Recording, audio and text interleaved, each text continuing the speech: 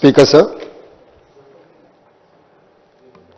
Telangana state government has tabled note on construction of barrages of Medigadda, Annaram and Sundil of Kaleshwaram project. Report of the Justice Pinaki Chandra Ghosh Commission of Inquiry.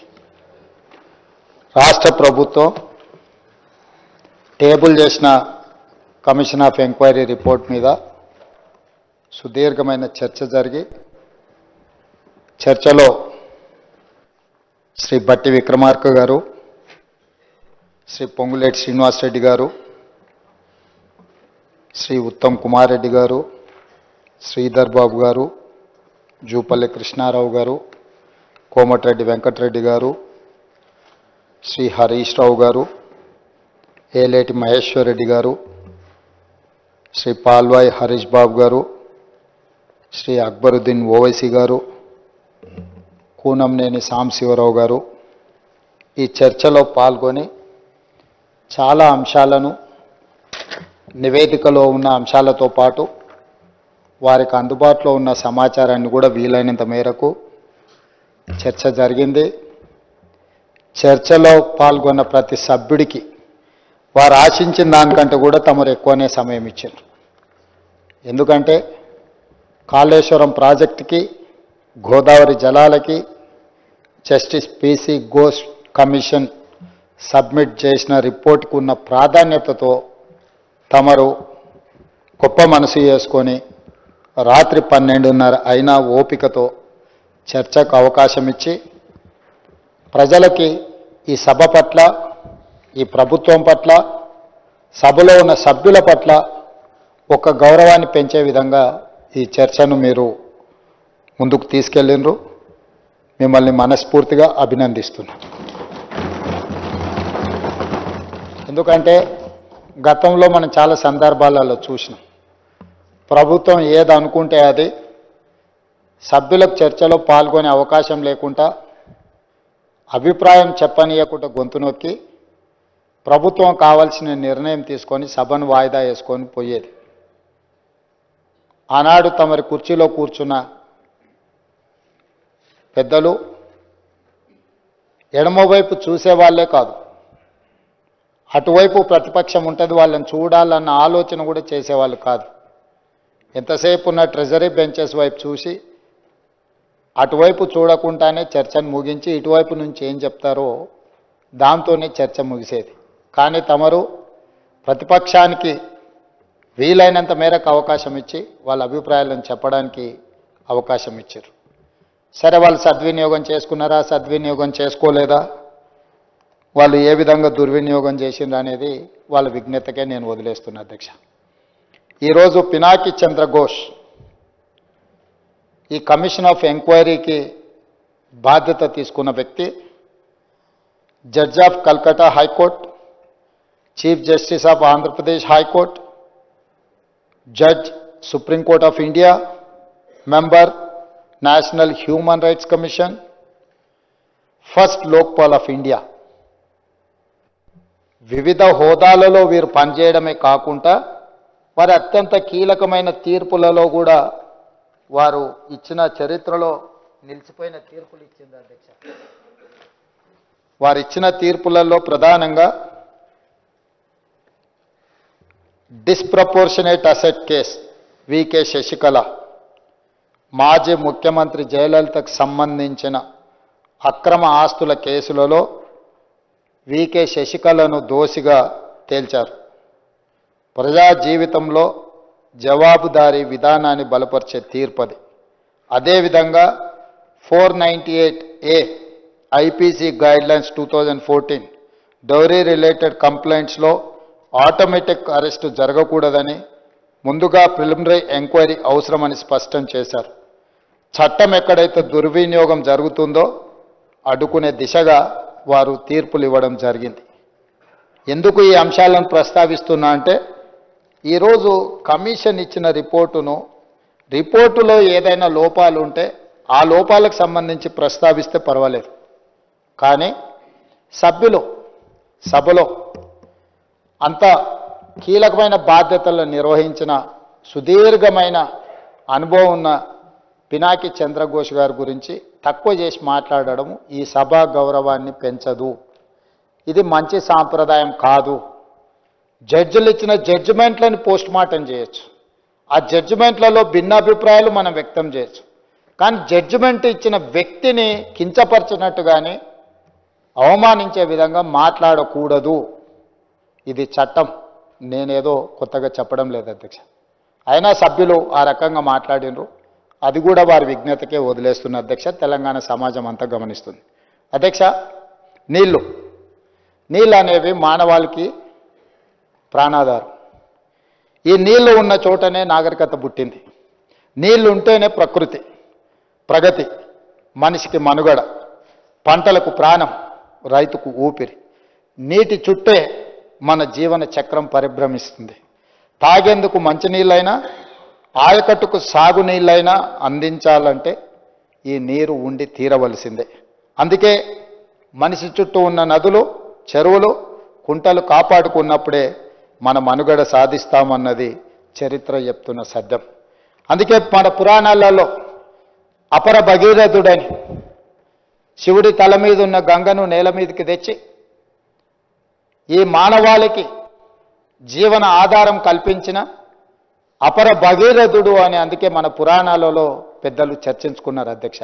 అంటే నీటికున్న ప్రాధాన్యతను పురాణాల నుంచి మొదలు పెడితే రాజులు, రాజ్యాలు, ప్రజాస్వామిక దేశంలో ప్రధానమంత్రులు, ముఖ్యమంత్రులు తీసుకున్న నిర్ణయాలు దీనికి సజీవ సాక్షి అధ్యక్ష. మనం ఈ తెలంగాణ ప్రాంతాన్ని ఒక చరిత్రగా ఒకవేళ మనం చదవదలుచుకుంటే 12వ శతాబ్దంలో దాదాపుగా 800-900 సంవత్సరాల క్రితం కాకతీయులు ఈ ప్రాంతాన్ని, సామ్రాజ్యాన్ని, కాకతీయ సామ్రాజ్యాన్ని ఒక అద్భుతంగా ఆదర్శవంతమైన రాజ్యంగా ఆనాడు పరిపాలన సాగించారు. 12వ శతాబ్దంలోని కాకతీయులు చెరువులు, కుంటలు తవ్వడంతో పాటు గొలుసు కట్టు చెరువులను నిర్మించారు. రామప్ప చెరువు, హన్మకొండలో పెద్ద చెరువు, పాకాల చెరువు, 1 కాదు 2 కాదు, కాకతీయుల యుగంలోనే 30,000 చెరువులను, గొలుసు కట్టు చెరువులను నిర్మించి ఈ ప్రాంతాన్ని సస్యశ్యామలం చేసి ఈ ప్రాంతం వ్యవసాయ ఆధారితమైన ప్రాంతము, వ్యవసాయమే మన మనుగడ, మన జీవితం అని కాకతీయులు నిరూపించారు. 800 సంవత్సరాల క్రితం, 900 సంవత్సరాల క్రితం కట్టిన మీకు రామప్ప మందిరం నుంచి మొదలు పెడితే రామప్ప చెరువు, ఈరోజు హన్మకొండ పెద్ద చెరువు, ఇవన్నీ కూడా ఇప్పటికీ మనుగడలో ఉన్నాయి. మా సురేఖక్క గారు చెప్పాలి, లేకపోతే మా సీతక్క చెప్పాలి. ఎందుకంటే వాళ్ళ నియోజకవర్గాలల్లో ఈ ప్రాజెక్టులు ఇంకా మనుగడలో ఉన్నాయి. ఇదే కాదు అధ్యక్ష, కాకతీయుల, రెడ్డి రాజుల యొక్క పరిపాలనలో నిర్మించిన చెరువులు, వ్యవసాయానికి ఇచ్చిన ప్రాధాన్యత, నీటికున్న ప్రాధాన్యతను గుర్తించినందుకే మనం నిర్మించుకున్న కాలువకు కాకతీయ కాలువలని మనం పెట్టుకోవడం జరిగింది అధ్యక్ష. 1000 ఏళ్ల తర్వాత కూడా దాదాపుగా ఈరోజు మనం వాళ్ళని తలుసుకుంటున్నామంటే ఆనాడు మనకు అందించిన సంస్కృతి, సాంప్రదాయాలు, వ్యవసాయానికి నీరు అవసరమని వాటిని గుర్తించి ఆ రోజు వాళ్ళు ఈ ప్రాజెక్టులను నిర్మించింది అధ్యక్ష. కాలువలకు అడ్డంగా బండలతో కట్టిన కట్టె పొలాలకు నీళ్లు మళ్లించడం అంటే ఇప్పుడు మనం చెక్ డ్యాంలను కట్టుకుంటున్నాం కదా అధ్యక్ష.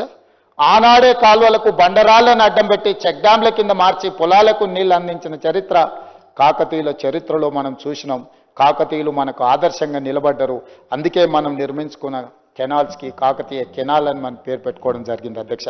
అంతెందుకు అధ్యక్ష, నిజాం ఏలిన సందర్భంలో 220 సంవత్సరాలు ఈ ప్రాంతాన్ని పరిపాలించిన నిజాము వ్యవసాయాన్ని, నీటి యొక్క ప్రాధాన్యతను గుర్తించి ఈ ప్రాంతంలో నిజాం కట్టిన ప్రాజెక్టులు ఈ రోజు కూడా 100 ఏళ్ల కింద, 120 ఏళ్ల కింద నిర్మించిన ప్రాజెక్టులు ఈనాడు కూడా మన రైతులకు సాగునీరు, మన ప్రజలకు తాగునీరు అందిస్తున్నాయి అధ్యక్ష. నిజాం నిర్మించిన ప్రాజెక్టులు నిజాం సాగర్ కావచ్చు, ఉస్మాన్ సాగర్ కావచ్చు, హిమాయత్ సాగర్ కావచ్చు, అప్పుడు కట్టినవే. పెద్ద ప్రాజెక్టులతో పాటు వేల చెరువులను, కుంటలను ఆనాడు నిజాం సర్కారు నిర్మించింది అధ్యక్ష. అంతెందుకు అధ్యక్ష, నిన్న మొన్న నేను మీ పెద్దలు ఉత్తమ్ కుమార్ రెడ్డి గారు ఏరియల్ సర్వేకి వెళ్ళాం. నిన్న మొన్న జరిగిన 40 సెంటీమీటర్ల వర్షం అత్యధికంగా కురవడం వల్ల కామారెడ్డి, మెదక్ జిల్లాలను అతలాకుతలం చేసినాయి. లక్షలాది ఎకరాల పంటలు నీటిమయం అయిపోయినాయి, మునిగిపోయినాయి. వందలాది రోడ్లు కొట్టుకుపోయినాయి. వేలాది మంది ప్రజలు నిరాశ్రయులైనరు. వారిని పరామర్శించడానికి పోతే వాతావరణం అనుకూలించకపోయినా ఏరియల్ సర్వేలో మేము వెళ్ళి అక్కడి స్థితిగతులను అక్కడి పరిస్థితులను చూసినాం అధ్యక్ష. అవి చూస్తున్నప్పుడు అక్కడ ఒక ప్రాజెక్టు నిటారుగా నిలబడి కనిపించింది అధ్యక్ష. ఆ ప్రాజెక్టు పేరు పోచారం ప్రాజెక్టు. 103 సంవత్సరాల క్రితము 26 లక్షల రూపాయలతో నిర్మించిన పోచారం ప్రాజెక్టు తెగిపోతుందేమో అని నిండి ప్రాజెక్టు మీద నుంచి నీళ్లు ఎల్లబారినా ఆ ప్రాజెక్టు ఈ కాలమాన పరిస్థితులకు నిలబడి దాని కింద ఉన్న 14 గ్రామాలు వేలాది మంది ప్రజలను కాపాడడానికి 103 సంవత్సరాల క్రితం నిజాం నిర్మించిన పోచారం ప్రాజెక్టు ఇంకా బలంగా నిలబడ్డది అని అంటే నిర్మాణంలో ఆనాడు తీసుకున్న నిర్ణయాలు, నాణ్యత, వాటి నిర్మాణమే కాదు నిర్వహణ కూడా ఈరోజు చేపట్టడం వల్ల 103 సంవత్సరాల తర్వాత కూడా వేలాది మంది ప్రజల్ని కాపాడడానికి పోచారం ప్రాజెక్టు ఈరోజు మనకు తార్కణం అధ్యక్ష. అంటే ఒక ప్రాజెక్టు నిర్మాణ సమయంలో తీసుకుంటున్న ప్రాజెక్టు డిజైన్ కావచ్చు, ప్రాజెక్టు కన్స్ట్రక్షన్ కావచ్చు, ప్రాజెక్టు మెయింటెనెన్స్ కావచ్చు, వీటన్నిటి పట్ల ప్రత్యేకమైన శ్రద్ధతో నిర్మిస్తే ఏ విధంగా ఉంటుందో పోచారం ప్రాజెక్టు ఒక ఉదాహరణ అధ్యక్ష. మరి ఈరోజు మనం చర్చ చేస్తున్న కాళేశ్వరం ప్రాజెక్టు కట్టడం, కూలడం, 1,00,000 కోట్లు గోదావరి పాలవ్వడం అంతా 3.5-4 సంవత్సరాలలో జరిగిపోయింది అధ్యక్ష. ఇంత దారుణమైన సంఘటనలు మన కళ్ళ ముందే కట్టడం, మన కళ్ళ ముందే కూలిపోవడం, ఆ గోదావరిలో 1,00,000 కోట్లు కొట్టుకుపోవడాన్ని చూస్తే చర్చించొద్దు, కమిషన్ వెయ్యొద్దు, కమిషన్ రిపోర్ట్ ఇవ్వద్దు అని ఈరోజు అడ్డుకునే ప్రయత్నం చేస్తున్న వాళ్ళను తెలంగాణ సమాజం ఏమనుకోవాలో మీరు ఒక్కసారి ఆలోచన చేయండి అధ్యక్ష. అందుకే అధ్యక్ష ఈరోజు ఈ సభలో ఈ అంశాలన్నిటినీ చర్చించడమే కాదు, భారతదేశానికి స్వతంత్రం వచ్చిన తర్వాత ఆనాటి మొట్టమొదటి ప్రధానమంత్రి పండిత్ జవహర్లాల్ నెహ్రూ గారు కరువు కాటకాలతో ప్రజలు అన్నమో రామచంద్ర అని మట్టి తిని బతుకుతున్న రోజుల్లో స్వతంత్రం వచ్చి చట్టాలు లేక ఆటవిక రాజ్యం ఈ దేశంలో ఏలుతున్నప్పుడు పండిత్ జవహర్లాల్ నెహ్రూ గారు విజ్ఞతతో, వారి విశాలమైన అనుభవంతో irrigation and education is the priority, ఈ దేశం అభివృద్ధి చెందాలంటే ఎడ్యుకేషన్ అంటే విద్యను ఇవ్వాలి, అదేవిధంగా సాగునీటి ప్రాజెక్టులను నిర్మించాలి అని మొట్టమొదటి ప్రధానమంత్రి గారు పంచవర్ష ప్రణాళికలో education and irrigation is our priority అని చెప్పి నిర్ణయం తీసుకొని ఆనాడు దేశం మొత్తంలో బాక్రానంగల్ నుంచి మొదలు పెడితే శ్రీరామ్ సాగర్, నాగార్జున సాగర్, శ్రీశైలం లాంటి ప్రాజెక్టులకు పునాదులేసి మొట్టమొదటి ప్రధానమంత్రి ఈ తెలంగాణ ప్రాంతంలో నిజాం సర్కార్ తర్వాత, నిజాం సాగర్ తర్వాత శ్రీరామ్ సాగర్, నాగార్జున సాగర్, శ్రీశైలం లాంటి ప్రాజెక్టులను ప్రారంభించి ఈ ప్రజలను అన్నమో రామచంద్ర నుంచి ఈరోజు దేశంలోనే అత్యధికంగా వరి ధాన్యాన్ని పండించే 2,85,00,000 మెట్రిక్ టన్నుల వరి ధాన్యాన్ని పండించడానికి పునాదులేసింది మొట్టమొదటి ప్రధానమంత్రి పండిత్ జవహర్లాల్ నెహ్రూ గారు అని చెప్పి నేను అధికారికంగా ఈ సభలో చెప్పదలుచుకున్నాను అధ్యక్ష. ఇది కాంగ్రెస్ పార్టీ విజ్ఞత. కాంగ్రెస్ పార్టీ విశాల ప్రయోజనాల కోసం ప్రజల్ని కరువు కాటకాల నుంచి కాపాడడమే కాకుండా ప్రపంచానికి ఆదర్శంగా నిలబడే వ్యవసాయ ప్రణాళికలను అందించిన పార్టీ ప్రభుత్వం కాంగ్రెస్. ఈరోజు ఆ ప్రాజెక్టులన్నీ కూడా మన కళ్ళ ముందల నిలబడ్డాయి అధ్యక్ష. ఈరోజు మనం ఇలాంటి పరిస్థితుల్లో ఆ తర్వాత తెలంగాణ, హైదరాబాద్ రాష్ట్రం, చెన్నై, తమిళనాడు నుంచి విడిపోయిన ఆంధ్రప్రదేశ్, ఈ 2 రాష్ట్రాలను కలిపి 1956లో ఉమ్మడి రాష్ట్రంగా మార్చడం జరిగింది అధ్యక్ష. ఆ చరిత్ర గురించి నేను చెప్పాల్సిన అవసరం లేదు, ఇక్కడ ఉన్న ప్రతి ఒక్కరికి తెలుసు. ఆ నెహ్రూ గారి వారసత్వాన్ని తీసుకొని ప్రాజెక్టుల యొక్క నిర్మాణాన్ని, అంతర్రాష్ట్ర జల వివాదాలను పరిష్కరించుకుంటూ, అంతర్రాష్ట్ర ముఖ్యమంత్రులు ఒప్పందాలు చేసుకుంటూ ప్రాజెక్టుల నిర్మాణానికి ముందుకు సాగింది అధ్యక్ష ఆనాడు ఉమ్మడి ఆంధ్రప్రదేశ్. 1975లో మహారాష్ట్ర ముఖ్యమంత్రి ఎస్బి చవాన్ గారు, ఆనాటి ఉమ్మడి ఆంధ్రప్రదేశ్ ముఖ్యమంత్రి ఖమ్మం జిల్లా బిడ్డ జలగం వెంగళరావు గారు 1975లో ఒప్పందం చేసుకున్నారు అధ్యక్ష. గోదావరి నదికి సంబంధించిన జలాలు మహారాష్ట్రలో వార్ధా నది, వాన్గంగా నది కలిసి ఉమ్మడి ఆంధ్రప్రదేశ్ ఆనాటి జిల్లా ఆదిలాబాదులోకి ప్రవేశించినప్పుడు ప్రాణహితగా మారి తుమ్మిడిహెట్టి ద్వారా మన ప్రాంతానికి ఈనాటి తెలంగాణ రాష్ట్రంలో ఆదిలాబాద్ జిల్లాలో ప్రవేశించబోతున్న ప్రాంతాన్ని ఆ ప్రాజెక్టును ఆ నీళ్లను ప్రాణహిత ప్రాజెక్టు కింద గుర్తించింది అధ్యక్ష. ఆ ప్రాణహిత మీద బ్యారేజీలు నిర్మించాలి, నీటిని మళ్లింపు చేపట్టాలి, తద్వారా రెండు రాష్ట్రాలు ప్రయోజనం పొందాలి, వ్యవసాయానికి తాగునీటికి ఈ ప్రాజెక్టులు ఉపయోగపడాలి అని మొట్టమొదటి ఒప్పందం ఎస్బి చవాన్ వెంగళరావు గారి మధ్యలో జరిగింది. ఆనాడు పునాది రాయబడ్డది అధ్యక్ష ఆ ప్రాజెక్టుకి. ఉమ్మడి రాష్ట్రంలో ఈ ప్రాజెక్టులు నిర్మించాలని ఆనాడు నిర్ణయం తీసుకున్నారు అధ్యక్ష. అదేవిధంగా అధ్యక్ష, ఎక్కడ అన్యాయం జరుగుతుందో అక్కడ తిరుగుబాటు పుడుతుంది, ఎక్కడ కాలే కడుపులు రగులుతాయో అక్కడ పోరాటాలు పురుడు పోసుకుంటాయి. దీనికి తెలంగాణ ప్రాంతం ఒక చారిత్రాత్మక నిదర్శనం. గలగల పారే జీవ నదుల గడ్డ అయిన తెలంగాణ దశాబ్దాల పాటు బీడు భూములకు బీద జీవితాలకు కన్నీటి వలసలకు సజీవ సాక్ష్యంగా మిగిలింది. అందుకే ఇక్కడ నక్సల్బరీ పోరాటాలు పురుడు పోసుకున్నాయి. మొదట భూమి, ఆ భూమికి సాగునీరు లేకపోవడం వల్ల ప్రజల జీవితాలు దుర్భరమైనాయి.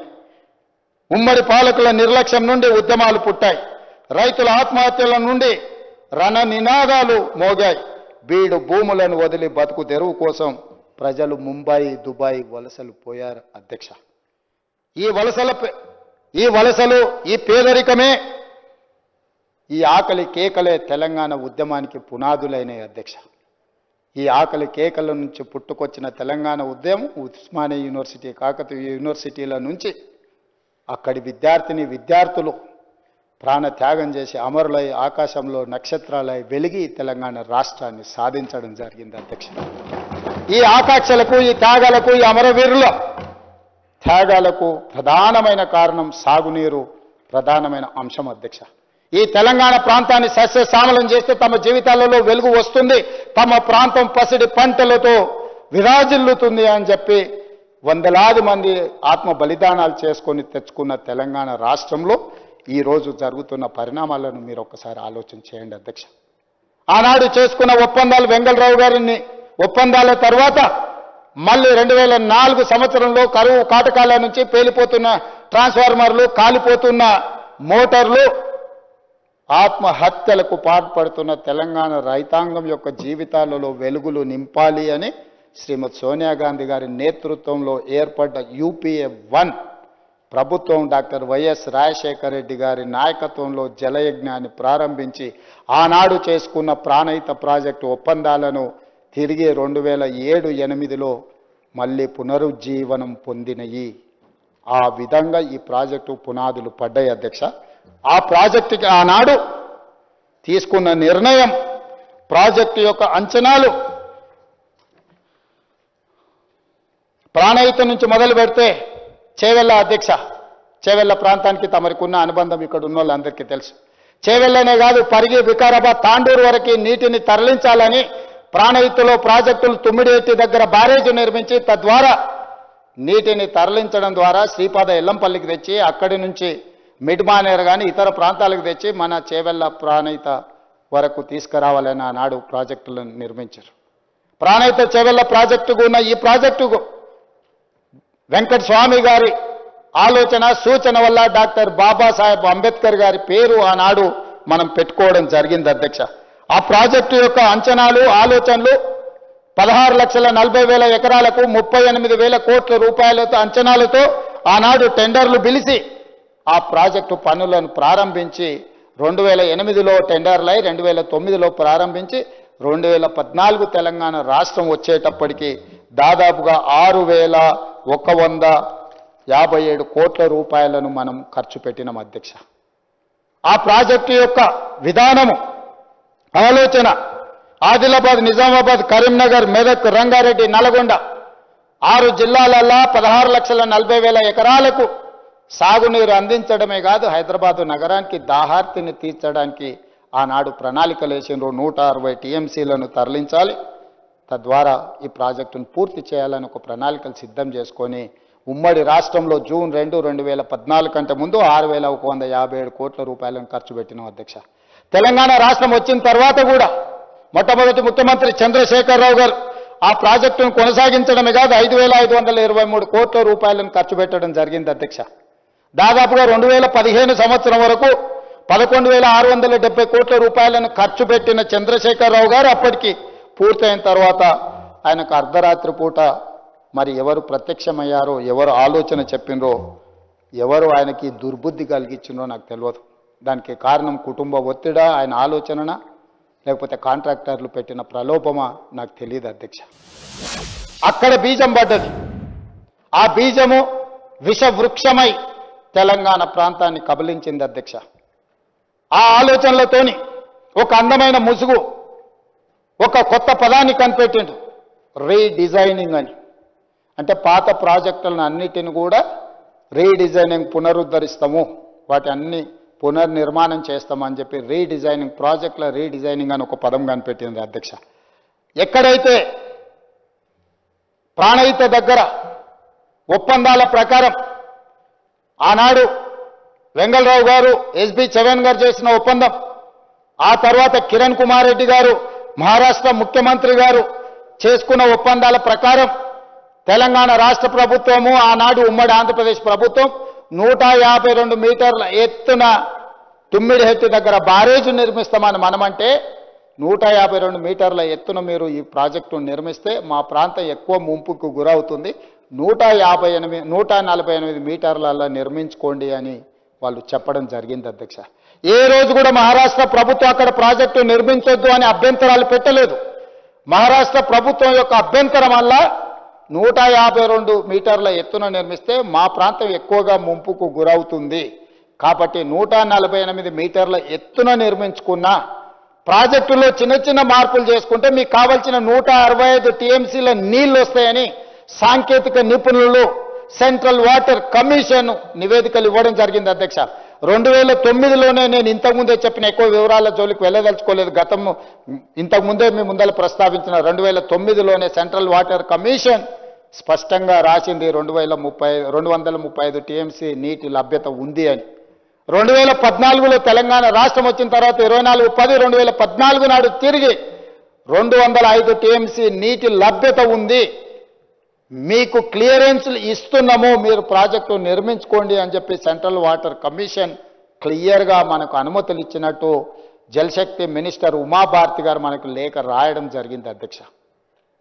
అభ్యంతరం అల్లా, చర్చలల్లా నాటి విద్యాసాగర్ రావు గారు తెలంగాణ ప్రాజెక్ట్స్ ఇన్ఛార్జ్ ఆ రోజు ఇతర అధికారులతో కలిసి అధ్యక్ష మహారాష్ట్ర ప్రభుత్వంతో కూర్చొని చర్చలు చేసిన తర్వాత వాళ్ళు తీసుకున్న నిర్ణయం ఏంది అని అంటే 148, 150, 152 ఎక్కడ కడితే ఎంత మునుగుతుంది, దీనికి సంబంధించిన వివరాలను మనం చర్చించుకోవాలని పూణేకి సంబంధించిన సంస్థకు ఆ రోజు ఆదేశాలు ఇవ్వడం జరిగింది. దీనివల్ల ముంపు ఎంత ఉంటుంది, నష్టం ఎంత ఉంటుంది, మహారాష్ట్రను ఒప్పించడానికి ఏం కావాలని తెలంగాణ రాష్ట్రము అదేవిధంగా మహారాష్ట్రకు సంబంధించిన నిపుణులు కలిసి కూర్చొని 10 నుంచి 15 రోజులలో వాళ్ళు నివేదిక ఇవ్వాలి. ఆ రోజు వాళ్ళు చేసుకున్న ఒప్పందం ప్రకారం అధ్యక్ష తుమ్మిడివటి వద్ద నిర్మించే బ్యారేజ్ ఎత్తు పారామీటర్లను ఖరారు చేసే బాధ్యతను ఒక టెక్నికల్ కమిటీకి అప్పగించారు. అప్పటి ఆంధ్రప్రదేశ్ ప్రభుత్వం 152 మీటర్ల ఎత్తు నిర్ణయించగా తమ ప్రాంతంలో ముంపు తగ్గించేందుకు 148 మీటర్లే ఉంచాలని మహారాష్ట్ర ప్రభుత్వం అభ్యంతరం తెలిపింది. ముంపుపై అధ్యయనం చేసి నివేదిక ఇవ్వాలని టెక్నికల్ కమిటీ పూణేలోని CWPRS అనే సంస్థకు అప్పగించింది. ఈ సంస్థ 10-15 రోజుల్లోనే నివేదిక ఇవ్వాలని కూడా ఆ రోజు చర్చించింది అధ్యక్ష. ఒక పక్కన అన్ని రకాలుగా తుమ్మిడిహెట్టి దగ్గర ప్రాజెక్టు నిర్మించుకొని తుమ్మిడిహెట్టి నుంచి 4 ప్యాకేజీల కింద ఆదిలాబాద్ జిల్లాకు దాదాపుగా 1,60,000 ఎకరాలకు నీళ్లు అందించుకుంటూనే శ్రీపాద ఎల్లంపల్లిలో నీటిని నింపుకొని అక్కడి నుంచి తరలించుకుంటూ పోతే 6 జిల్లాలకు 16,40,000 ఎకరాలకు ఆయకట్టుకు ఇవ్వడమే కాదు హైదరాబాదు దాహర్తిని తీర్చడానికి ప్రణాళికలు ఉండే. ఆ లిఫ్టుల్లో తుమ్మిడిహెట్టి నుంచి తెచ్చుకునే దాంట్లో ఒకే ఒక్క లిఫ్ట్, అది 19 మీటర్లు, హరీష్ రావు గారు 38 మీటర్లు అన్నారు. పోని వారు అనుకున్నట్టే శ్రీపాద ఎల్లంపల్లి గుండెకాయ ఫర్ గోదావరి వాటర్స్, గోదావరి ప్రాంతంలో ఎక్కడికి వెళ్ళాలన్నా రక్త ప్రసరణ గుండెకొచ్చి గుండె నుంచి ఇతర మానవ అవయవాలకు అన్నిటికీ ఏ విధైతే రక్త ప్రసరణ జరుగుతుందో గోదావరి నదీ జలాలు అది ప్రాణహిత చేవెళ్ళ కావచ్చు, వాన్గంగా కావచ్చు, వార్దా కావచ్చు, ఇతర ప్రాజెక్టులు ఏదున్నా ఈరోజు శ్రీపాద ఎల్లంపల్లి దగ్గరకు వచ్చిన తర్వాత అక్కడి నుంచి ఇతర ప్రాంతాలకు మనం తరలించాల్సిన అవసరం ఉంది అధ్యక్ష. తుమ్మిడిహెట్టి నుంచి శ్రీపాద ఎల్లంపల్లికి తేవాలంటే ఒకే ఒక్క లిఫ్ట్, చిన్న లిఫ్ట్ పెట్టుకుంటే 160 టీఎంసీలు ఎత్తిపోసుకోవడానికి క్లియర్గా ఉన్న ప్రాజెక్టులను పనులు చేయడమే కాకుండా అక్కడ అవకాశం ఉండే. కానీ అట్లా చేయకుండా పైనుంచి కిందికి నీళ్లు ఒడిసిపట్టుకుంటా గ్రావిటీ ద్వారా నీళ్లు తెచ్చుకునే అవకాశం ఉన్న ఆ ప్రాజెక్టును పూర్తిగా మొత్తం ఆపేసి చంద్రశేఖరరావు గారు కిందికి వెళ్ళిండు అధ్యక్ష. దానికి వ్యాప్కో సంస్థ చెప్పింది అంటుండు. వ్యాప్కో సంస్థ చెప్పలేదు అధ్యక్ష. తుమ్మిడిహెట్టి దగ్గర ప్రాజెక్టు కట్టడానికి కూడా కేంద్ర ప్రభుత్వ రంగ సంస్థ అయినా వ్యాప్కోసే నివేదిక ఇచ్చింది. ఆనాడు కాంగ్రెస్ పార్టీ రాజశేఖర రెడ్డి గారు అడిగినారు మేము వ్యాప్కోస్ని, మేము తుమ్మిడిహెట్టి నుంచి చేవెళ్ల వరకు నీళ్లు తీసుకెళ్లాలనుకుంటున్నాం, 160 టీఎంసీలు ఇక్కడ నీటి లభ్యత ఉన్నదా లేదా, సాంకేతికంగా ఏ విధంగా ముందుకు వెళ్ళాలని అడిగితే దాని మీద వ్యాప్కో సంస్థ సంపూర్ణంగా స్టడీ చేసి నివేదిక ఇచ్చింది. ఇది సాధ్యమే, ఇక్కడ నిర్మించుకోవచ్చు, అన్ని రకాల అనుమతులు తెచ్చుకోవచ్చు అని వ్యాప్కోస్ ఆదేశాలు ఇచ్చింది అధ్యక్ష. చంద్రశేఖరరావు గారు ముఖ్యమంత్రి అయిన తర్వాత చంద్రశేఖరరావు గారు కూడా వ్యాప్కోస్నే పిలిచిండు. వ్యాప్కోసు అక్కడి నుంచి మారిస్తే ఎక్కడ కట్టాలి, ఎన్ని నీళ్లు లభ్యత ఉన్నాయని అడగలేదు అధ్యక్ష. స్ట్రైట్గా ఆర్డర్ ఇచ్చిండు అధ్యక్ష. నేను మేడిగడ్డ దగ్గర బ్యారేజ్ కట్టి అక్కడి నుంచి 3 లిఫ్టులు పెట్టి నింపుకోట పైకి తెచ్చి శ్రీపాద ఎల్లంపల్లిలో నేను పోయేదలుచుకున్నా, దీని మీద నివేదిక ఇవ్వనంటే అధ్యక్ష నేను ఒక మాట అడుగుతున్నాను. మనం ఎక్కడైనా ఒక హోటల్కి వెళ్తాం భోజనానికి, మనం అక్కడ వంట వండేవాడికి అన్ని రకాల వంటలు వస్తాయి అధ్యక్ష. ఆయనకు చికెన్ బిర్యానీ ఉండడం వస్తుంది, మటన్ బిర్యానీ ఉండడం వస్తుంది, ఎగ్ బిర్యానీ ఉండడం వస్తుంది, వెజిటబుల్ బిర్యానీ కూడా ఉండడం వస్తుంది, అదేవిధంగా రొయ్యల పులుసు కూడా చేయడం వస్తుంది. మనం ఆర్డర్ ఇచ్చేదాన్ని బట్టి ఆ చెఫ్ అనేటోడు వంట చేసి పెడతాడు. మనం చికెన్ బిర్యానీ అడిగితే రొయ్యల బిర్యానీ పెట్టాడు అధ్యక్ష. చంద్రశేఖరరావు గారు వ్యాప్కోస్ని స్పష్టంగా నేను మేడిగడ్డ దగ్గర నేను బ్యారేజ్ నిర్మించదలుచుకున్నా, లిఫ్టులు పెట్టదలుచుకున్నా, ఆ పైన అన్నారం దగ్గర, ఆ పైన సుందిళ్ళ దగ్గర నేను బ్యారేజీలు నిర్మించదలుచుకున్నా, నేను లిఫ్టులు పెట్టదలుచుకున్నా, పంపులు పెట్టదలుచుకున్నా, దీనికి నివేదిక ఇవ్వమనంటే దాని మీద కూడా స్టడీ చేసి ఓకే ఫైన్ నువ్వు ఇక్కడ కట్టుకుంటా అంటే ఓకే కట్టుకో అన్నాడు. మీరు ఒక ఆర్కిటెక్ట్ని ఇల్లు కట్టడానికి వికారాబాద్లో స్థలం చూసి ఇల్లు కట్టాలనుకుంటున్నానంటే ఆర్కిటెక్ట్ వికారాబాద్ స్థలంలో ఉన్నదాన్ని బట్టి ఎట్లా కట్టుకోవాలనో సలహా చెప్తాడు. ఒకవేళ మీరు జూబ్లీహిల్స్లో స్థలం చూపించి ఇక్కడ ఇల్లు కట్టుకోవాలనుకుంటున్న ఎట్లా కట్టాలని ఆర్కిటెక్ట్ని అడిగితే జూబ్లీహిల్స్ స్థలానికి సరిపోయే విధంగా ప్రణాళికలు ఇస్తాడు. దానికి స్టీల్ ఎక్కడి నుంచి తెచ్చుకోవాలి, సిమెంట్ ఎక్కడి నుంచి తెచ్చుకోవాలి, ఎట్లా కట్టుకోవాలి, ఏం చేయాలా, ఎత్తెంత పొడిగెంత విడతెంత ఇస్తాడు. ఇవాళ చంద్రశేఖరరావు గారు కూడా వ్యాప్కోస్కి స్పష్టంగా ఆదేశాలు ఇచ్చాడు. నాకు మేడిగడ్డ దగ్గర నేను నిర్మించాలనుకుంటున్నా, దీని మీద నాకు నివేదిక ఇవ్వమని. నువ్వు అడిగింది ఒకటైతే సాంకేతిక నిపుణుడు ఇంకొకటి ఇవ్వడు కదా. మరి నువ్వు అడిగిన దానికి ఆయన నివేదిక ఇస్తే పోనీ ఆ నివేదికనన్నా నువ్వు యాజిటీజ్గా ఇంప్లిమెంట్ చేసినావా? లేదు. బ్యారేజ్ల స్థలాన్ని మార్చండు, పంపుల స్థలాన్ని మార్చండు, అన్నిటిని మార్చుకుంటూ పోయిండు. మరి ఈరోజు సెంట్రల్ వాటర్ కమిషన్ అక్కడ అందుబాటులో లేదు. పైన ప్రాజెక్టులు కట్టుకుంటే 63 టీఎంసీలు పైన వాళ్ళు వాడుకుంటారు కాబట్టి 165లో 63 టీఎంసీలు తగ్గితే నీకు 102 టీఎంసీలు అందుబాటులో ఉంటాయి. కాబట్టి తుమ్మిడేటి దగ్గర వద్దు అని నిర్ణయం తీసుకున్నా అంటున్నా. ఆ తుమ్మిడేటి దగ్గర ఉన్న నీళ్ళే కిందికి వచ్చుకుంటూ వచ్చి మేడిగడ్డ దగ్గరకు వచ్చినాయి అధ్యక్ష. మహారాష్ట్ర ప్రభుత్వం ఒకవేళ పైన ప్రాజెక్టులు నిర్మించుకుంటే 63 టీఎంసీల నీళ్ళు అక్కడ వాడుకుంటే మేడిగడ్డ దగ్గరైనా 63 టీఎంసీల పైన పట్టుకుంటే అటే వెళ్ళిపోతాయి కదా అధ్యక్ష. మేడిగడ్డ దగ్గరకు కొత్తగా వచ్చే నీళ్ళు ఎక్కడివి అధ్యక్ష? ఈరోజు పైనుంచి గ్రావిటీ ద్వారా తెచ్చుకుంటే లిఫ్టులు పంపులు తగ్గుతాయి, ప్రాజెక్టు కాస్ట్ తగ్గుతుంది. కానీ కిందికి పోయి పాతాళంలో నుంచి పైకి ఎత్తుకుంటూ వస్తే కాస్ట్ పెరుగుతుంది, కాంట్రాక్టులు పెరుగుతాయి.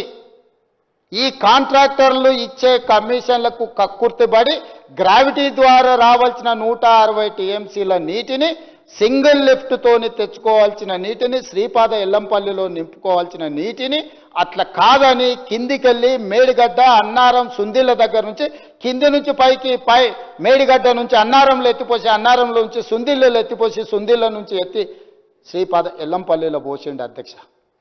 అదే నీకు తుమ్మిడేటి నుంచి ప్రాజెక్టు నిర్మించనుంటే 20 పంపులు 3460 మెగావాట్ల విద్యుత్ అవసరం ఉంటుండే. పంపుల కెపాసిటీ పెంచి కిందికి పోవడం వల్ల 20 పంపులు కాస్త 26 పంపులైనాయి. 3460 మెగావాట్ల విద్యుత్ అవసరం 8450 మెగావాట్ల విద్యుత్ అవసరం పెరిగింది అధ్యక్ష. ఏ కాంట్రాక్టర్ల కోసం ఈ పంపులు లిఫ్టులు పెంచినవని ఈరోజు మేము అడుగుతున్నాం అధ్యక్ష. నీరు వినియోగం పెరగలేదు. అదే 160 టీఎంసీల మీదనే ప్రాజెక్టులు రిలే అయినాయి. నీటి వినియోగం పెరగలేదు, నీటి లభ్యత మారలేదు. కానీ ప్రాజెక్టుల అంచనాలు 38,000 కోట్ల నుంచి ఈరోజు ఉత్తమ్ కుమార్ రెడ్డి గారు చెప్పినట్టు 1,47,000 కోట్ల రూపాయలకు పెరిగినాయి అధ్యక్ష. ఇవాళ పోని అక్కడికైనా తెలంగాణ ప్రజలు నమ్మినందుకు, నమ్మించి మోసం చేసినందుకు, నట్టేట ముంచినందుకు ఆ ప్రాజెక్ట్ అయినా చక్కగా కట్టినుంటే ఇవాళ ఈ చర్చ ఉండేది కాదు, కమిషన్ రిపోర్ట్ ఉండేది కాదు అధ్యక్ష. ఆ నిర్మాణంలో స్పష్టంగా national dam safety authority has said that design, construction, maintenance, everything is lapsed.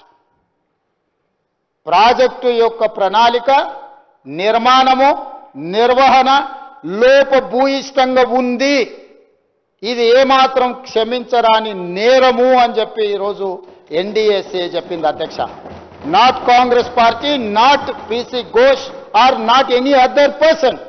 NDSA is the expert committee for national dam సేఫ్టీలో అత్యంత నైపుణ్యం ఉన్న కేంద్ర ప్రభుత్వ రంగ సంస్థ.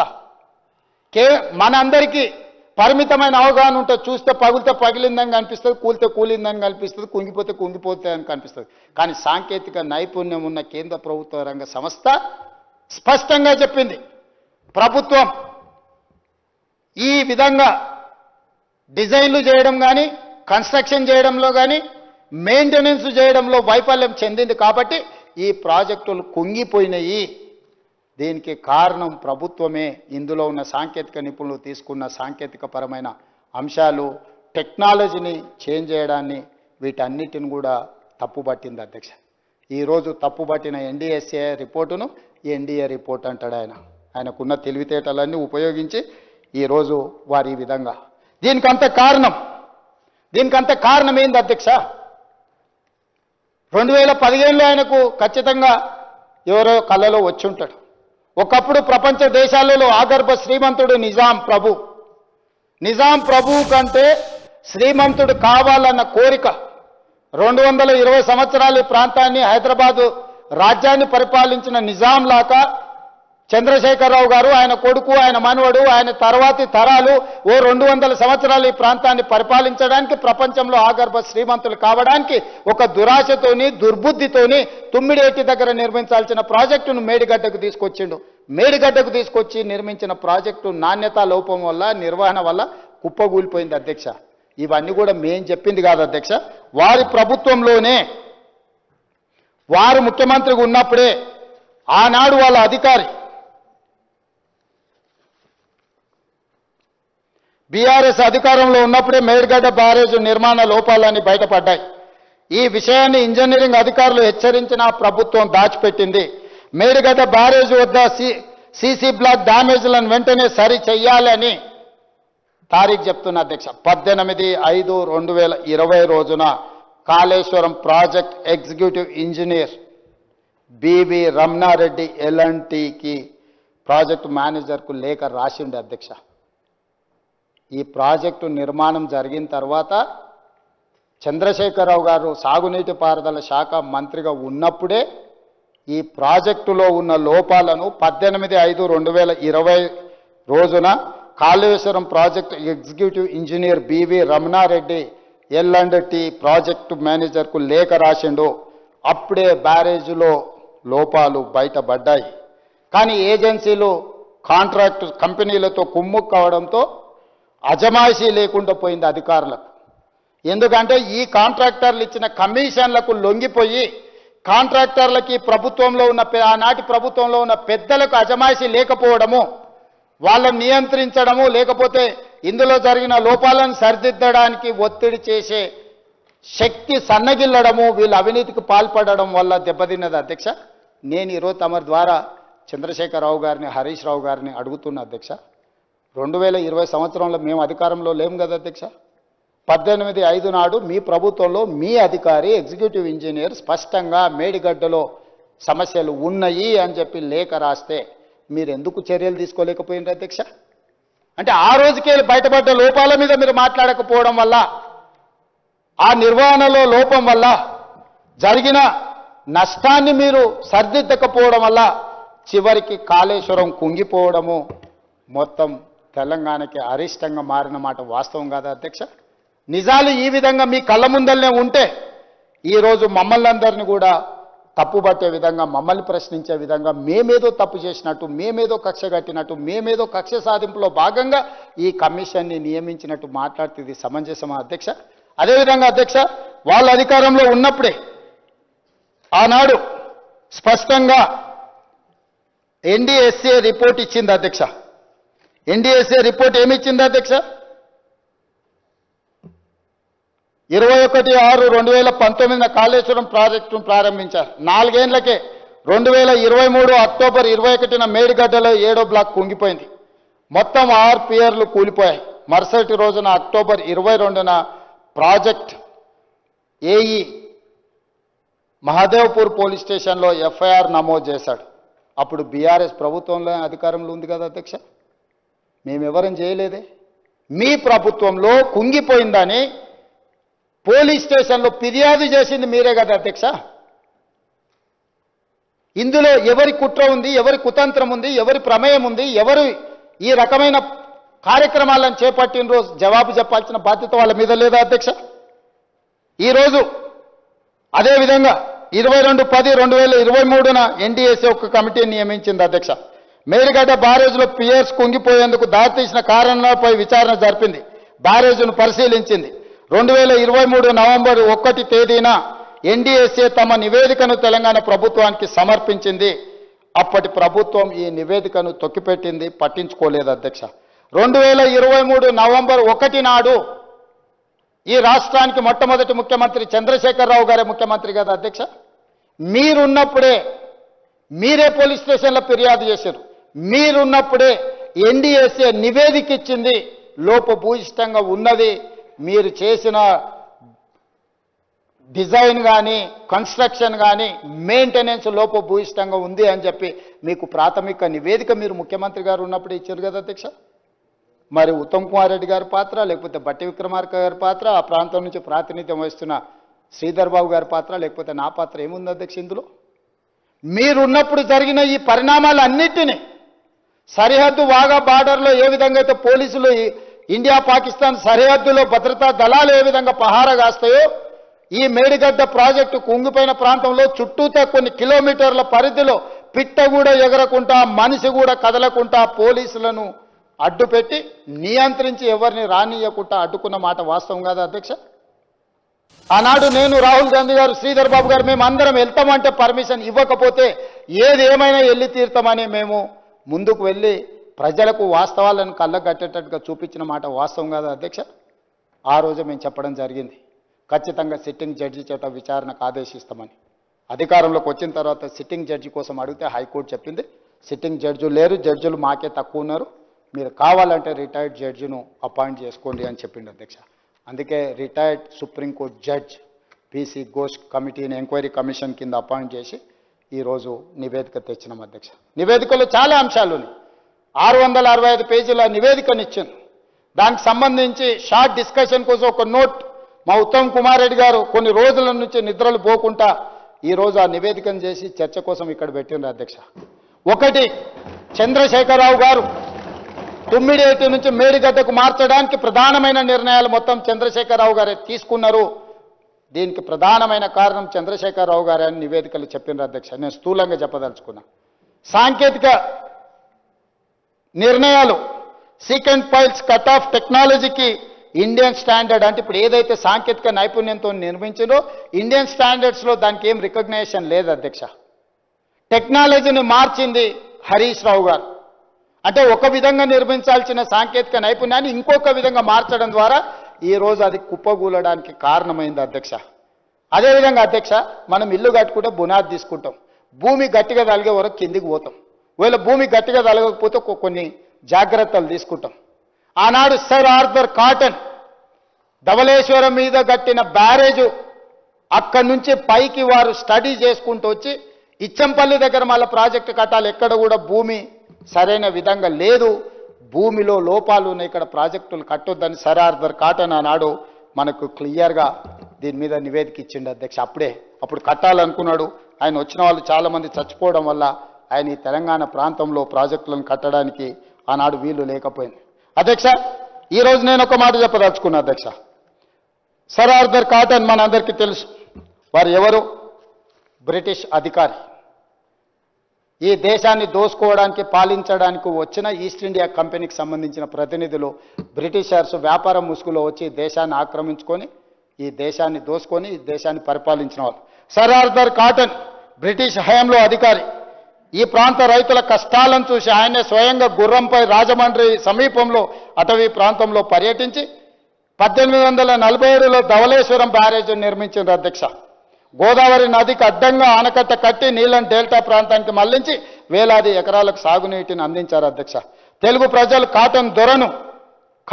సర్ ఆర్థర్ కాటన్ దొర అని ఒక గొప్ప బిరుదు ఇవ్వడమే కాదు, దేవుడిలాగా విగ్రహాలు పెట్టి పూజించి దేవుడిలాగా కొలిసిన సంస్కృతి మనకుంది అధ్యక్ష. తాగడానికి సాగునీటికి నీరును అందించిన బ్రిటిష్ ప్రతినిధి అయిన సర్ ఆర్థర్ కాటన్ని దొర అని పిలవడమే కాకుండా దేవుడిలా విగ్రహాలు పెట్టి పూజిస్తున్నాం. ఈరోజు ట్యాంక్ బండ్ మీద కూడా సర్ ఆర్థర్ కాటన్ విగ్రహం ఉన్నది అధ్యక్ష. అంటే ఒక మేలు చేస్తే ఎన్ని తరాలైన మరవని జాతి మనది. మన కోసం, మన సాగునీటి కోసం మనకు సహకరించిన వాళ్ళను దేవుడిలా పూజించే సంస్కృతి ఉన్న మనం సర్ ఆర్థర్ కాటన్ని ఈ రోజుకు మనం కొలుస్తున్నాం అధ్యక్ష.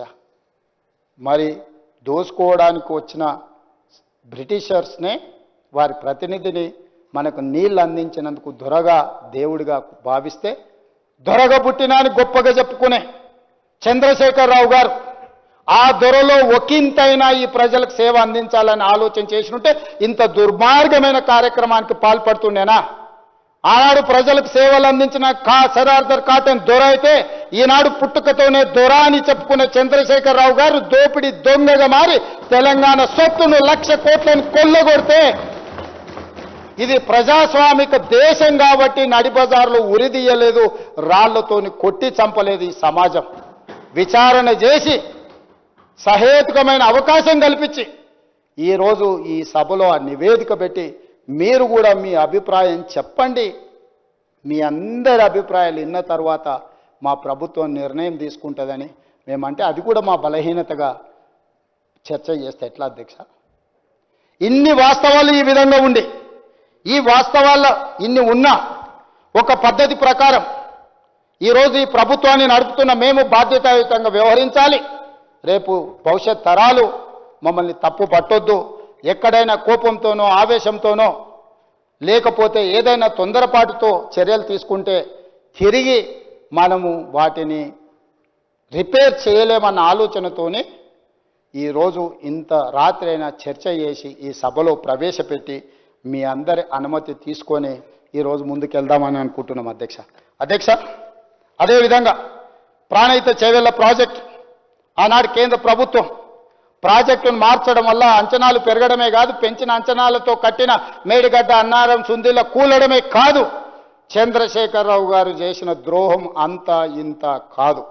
ఆనాడు గవర్నమెంట్ ఆఫ్ ఇండియా స్పష్టంగా modified guidelines for the accelerated irrigation benefits programme AIBP effective from October 2013. Eligibility criteria for inclusion of projects under the scheme. AIBP project కింద ఏదైనా ప్రాజెక్టులు కేంద్ర ప్రభుత్వం గుర్తిస్తే ఆ ప్రాజెక్టు 75% కేంద్ర ప్రభుత్వం నిధులు ఇస్తుంది, రాష్ట్ర ప్రభుత్వం 25% నిధులు ఖర్చు పెడితే సరిపోతుంది అధ్యక్ష. ఇందులో 2.1.2 sub class C 4th page for new projects in special areas of non-special category states, The central assistance under AIBP will be 75% of the cost of the project work component for eligible irrigation projects. చెప్పడమే కాకుండా list include చేసింది అధ్యక్ష ఏ ప్రాజెక్టులో ఈరోజు ఈ AIBP ప్రాజెక్టుల కింద వస్తాయని. మహారాష్ట్ర, కర్ణాటక, ఆంధ్రప్రదేశ్ 2013లో ఆంధ్రప్రదేశ్లో మొత్తం 25 ప్రాజెక్టులను తీసుకున్నారు అధ్యక్ష ఉమ్మడి రాష్ట్రంలో. ఆ ప్రాజెక్టుల పేర్లు కూడా నేను చదవదలుచుకున్నా అధ్యక్ష. Flood flow canal from Sriram Sagar project, Gundlakamma reservoir, Sriram Sagar stage 2, Palem Vagu, Ralli Vagu, Mattadi Vagu, Golla Vagu, Pedda Vagu, Rajiv lift irrigation Bhima project, Veligallu Alisagar lift irrigation, Gupta lift irrigation, J Chokkarao Godavari lift irrigation, Nilwai project, Kinnerasani project, Dummugudem Nagarjuna Sagar tail pond project, Sripada Sagar lift irrigation project, Rajiv Sagar lift irrigation project Dummugudem, Pranahita Chevella project, serial number 19 AIBP ప్రాజెక్టుల కేంద్ర ప్రభుత్వం 2013లోనే ఆమోదించింది అధ్యక్ష.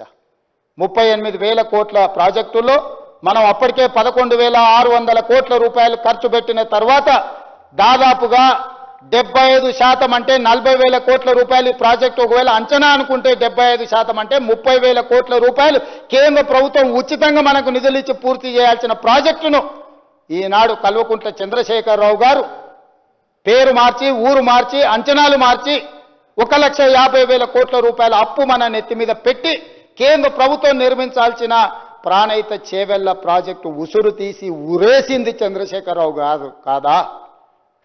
వారిని ఈరోజు ప్రశ్నించాల్సిన అవసరం, శిక్షించాల్సిన అవసరం ఈ సభకు లేదా అని నేను మిమ్మల్ని అడుగుతున్నా అధ్యక్ష.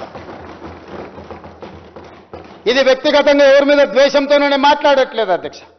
బాధ్యతాయుతమైన ముఖ్యమంత్రిగా 10 సంవత్సరాలు ఈ రాష్ట్రానికి ముఖ్యమంత్రిగా పనిచేసిన చంద్రశేఖరరావు గారి యొక్క లోపు భూయిష్టమైన నిర్ణయాల వల్ల ఆర్థిక భారమే కాదు, అన్యాయంగా ప్రజల్ని వంచినందుకు వారిని సాగునీటి పారుదల శాఖ మంత్రి హరీష్ రావు గారిని శిక్షించాల్సిన అవసరం లేదా అధ్యక్ష?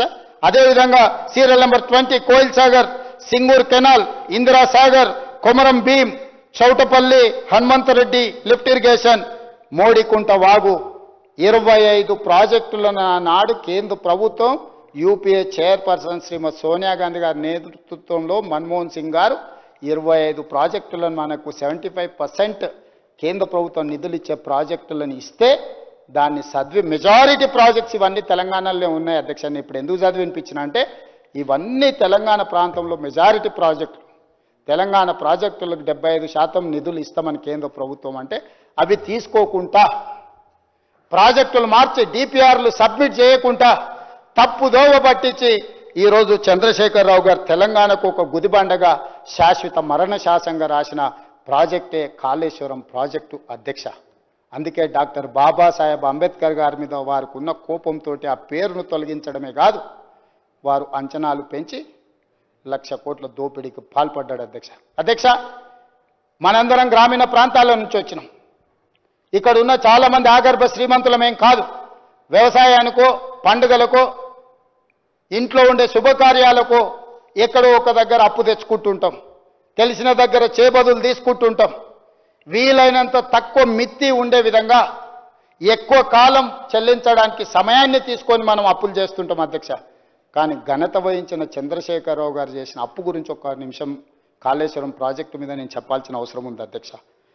కాళేశ్వరం ప్రాజెక్టుకి సంబంధించి Kaleshwaram irrigation project corporation limited పేరు మీద ఒక కార్పొరేట్ కంపెనీని ఓపెన్ చేసి కార్పొరేషన్ లిమిటెడ్ పేరు మీద Kaleshwaram irrigation project corporation limited, దీంట్లో వాళ్ళు తెచ్చిన అప్పులు అధ్యక్ష అంటే రాష్ట్ర ప్రభుత్వం పెట్టినవి మిగతా బ్యాంకులలో తెచ్చినవి వదిలేస్తే 87,449 కోట్ల రూపాయలు అప్పు తీసుకున్నాడు అధ్యక్ష. ఈ అప్పులో ఇప్పటి వరకు ఏ rate of interest power finance corporation limited 11.5% అధ్యక్ష.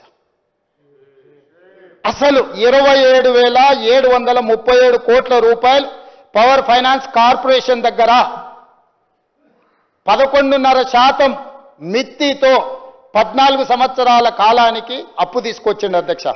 ఇంకొకటి అధ్యక్ష, రూరల్ ఎలక్ట్రిఫికేషన్ కార్పొరేషన్ లిమిటెడ్ 30,536 కోట్ల అధ్యక్ష. 11.90% అంటే 12% రేట్ ఆఫ్ ఇంట్రెస్ట్ అప్పు తీసుకొచ్చిండు అధ్యక్ష. అట్లనే UBI consortium, NABARD, Punjab national bank, Vijaya bank ఈ విధంగా 87,449 కోట్ల రూపాయల అప్పు తీసుకొచ్చి ఈ మేడిగడ్డ అన్నారం సుందిల్ల కట్టిండు అధ్యక్ష. ఈయన అప్పుల వల్ల వచ్చిన భారం ఇప్పటి వరకు ఎంత చెల్లించినో తెలుసా అధ్యక్ష? ఈరోజు ఇప్పటి వరకు మనము the total interest and principal amount paid 19,879 crores, interest paid 29,956 crores. ఈ రెండు కలిపి ప్రిన్సిపల్ అమౌంట్ అండ్ ఇంట్రెస్ట్ కలిపి 49,835 కోట్లు ఇప్పటి వరకు కాళేశ్వరం మీద మనము అప్పులకు కట్టినాం అధ్యక్ష. కాళేశ్వరం నుంచి వచ్చిన ఆదాయం సంగతి దేవుడు ఎరుగు. ఇప్పటి వరకు దాదాపుగా ఈ కాళేశ్వరం ప్రాజెక్టుకి 50,000 కోట్ల రూపాయలు ప్రజలు కట్టిన పన్నును బ్యాంకులకు చెల్లించడం జరిగింది అధ్యక్ష. ఇంకా ఈరోజు 60,769 కోట్ల రూపాయలు ఇప్పుడు మన మీద భారం ఉంది అధ్యక్ష. ఇప్పటి వరకు కట్టిన ప్రాజెక్టుకు 1,00,000 కోట్ల పైగా చెల్లించినాం. ఇప్పుడు ఈ ప్రాజెక్టును ఇంకొక కొలిక్కి పట్టుకురావాలంటే ఇంకొక 47,000 కోట్ల అవసరం ఉంది. అక్కడ ప్రాజెక్టులు పనులు ప్రారంభించి పూర్తి చేయకపోవడం వల్ల ఇప్పుడు వదిలేయలేము. దాన్ని పూర్తి చేయాలంటే అడ్డగోలుగా అప్పు తీసుకురావాలి. మీరు అడగొచ్చు అధ్యక్ష, ప్రతిపక్షం అడగొచ్చు. मेरा दोस्त अकबर साहब भी, अरे भाई आप मुख्यमंत्री बन गए, आपको पूरा जिम्मेदारी दी, आप क्या किया आप पूछ सकते हैं, आपको हक है पूछने के लिए. अकबर साहब मैं बोलना चाहता हूं मैं क्या किया. मैं बार बार दिल्ली जा रहे गिन रहे, हर बार मैं जब भी दिल्ली गया तो गिन रहे. केटीआर ने दीवार पे एक चार को लेके दीवार में लिख रहा 1 2 3 4 5 50 55 हो गए. मैं दिल्ली देखने के लिए नहीं जा रहा हूं, मैं सर्कस देखने के लिए नहीं जा रहा हूं. निर्मला सीतारामन जी, नरेंद्र मोदी जी सबसे मिलकर ये पूरा तबाह कर दिए चंद्रशेखर राव जी ने.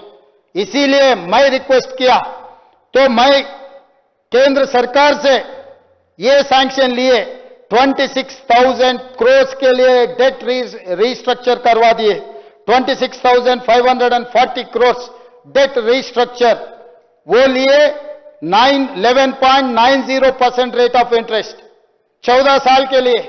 मैं 26,000 प्लस करोड़ को डेट रीस्ट्रक्चर किए at the rate of 7.25 for 30 years of loan tenure. हर साल 26,000 ఈ 26,000 అధ్యక్ష. నేను ఢిల్లీ పోయినప్పుడల్లా ఇక ఆయన తెలివితేటలు ఏందో, ఆయన చదువు అమెరికాలో చదివిన అనుకుంటాడు కానీ మరి అది ఏం చదువో నాకైతే అర్థం కాలే. ముఖ్యమంత్రిగా ఢిల్లీ పోయినప్పుడల్లా లెక్కలు కట్టి ఢిల్లీకి పోతూ మోడీని కలుస్తూ ఆయన బడాబాయి ఈయన చోటబాయి అంటాడు. ఈ దేశంలో ప్రధానమంత్రి ప్రతి ముఖ్యమంత్రికి బడాబాయినే. రాష్ట్ర ముఖ్యమంత్రుల సమూహానికి ప్రధానమంత్రి ఆయన. Is an big brother. He can do something for our Telangana state. Politically we have our own platforms. మా జెండాలు వేరు. కానీ ప్రభుత్వాన్ని నడిపేటప్పుడు, పరిపాలన చేసేటప్పుడు, ప్రజలకు ఉపయోగపడేటప్పుడు విపక్షానికి సంబంధించిన ప్రధానమంత్రిని కలిసి తెలంగాణ రాష్ట్రానికి కావాల్సిన అనుమతులు కానీ నిధులు కానీ తెచ్చుకునే బాధ్యత ప్రజలు నాకు ఇచ్చిండ్రు అధ్యక్ష.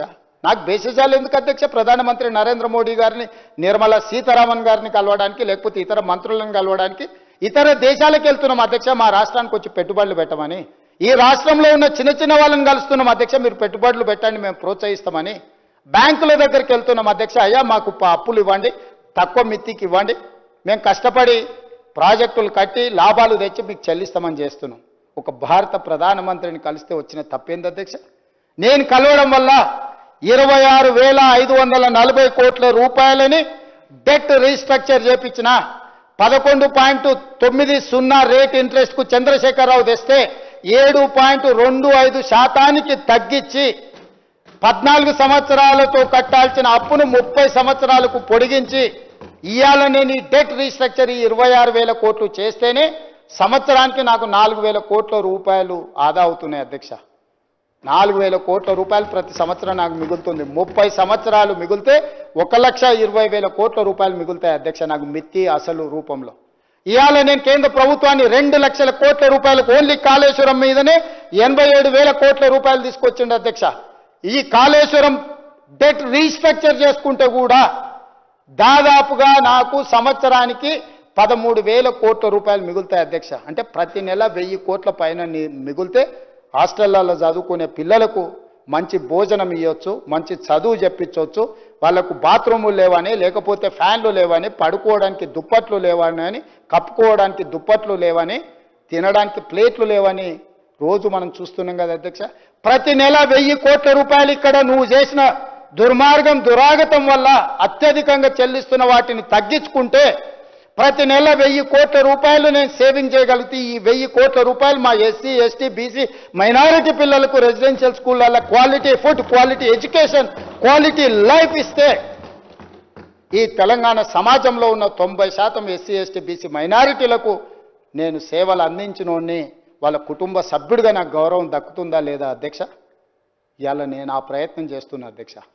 అందుకే ఈరోజు బాధ్యత రహితంగా వ్యవహరించిన చంద్రశేఖరరావు గారిని, అదేవిధంగా హరీష్ రావు గారిని, ఈటెల రాజేందర్ని వీళ్ళు దుర్మార్గాలు చేస్తుంటే పక్కన కూర్చొని చూసుకుంటున్నామని మా మహాభారతంలో చూసినాం కదా అధ్యక్ష.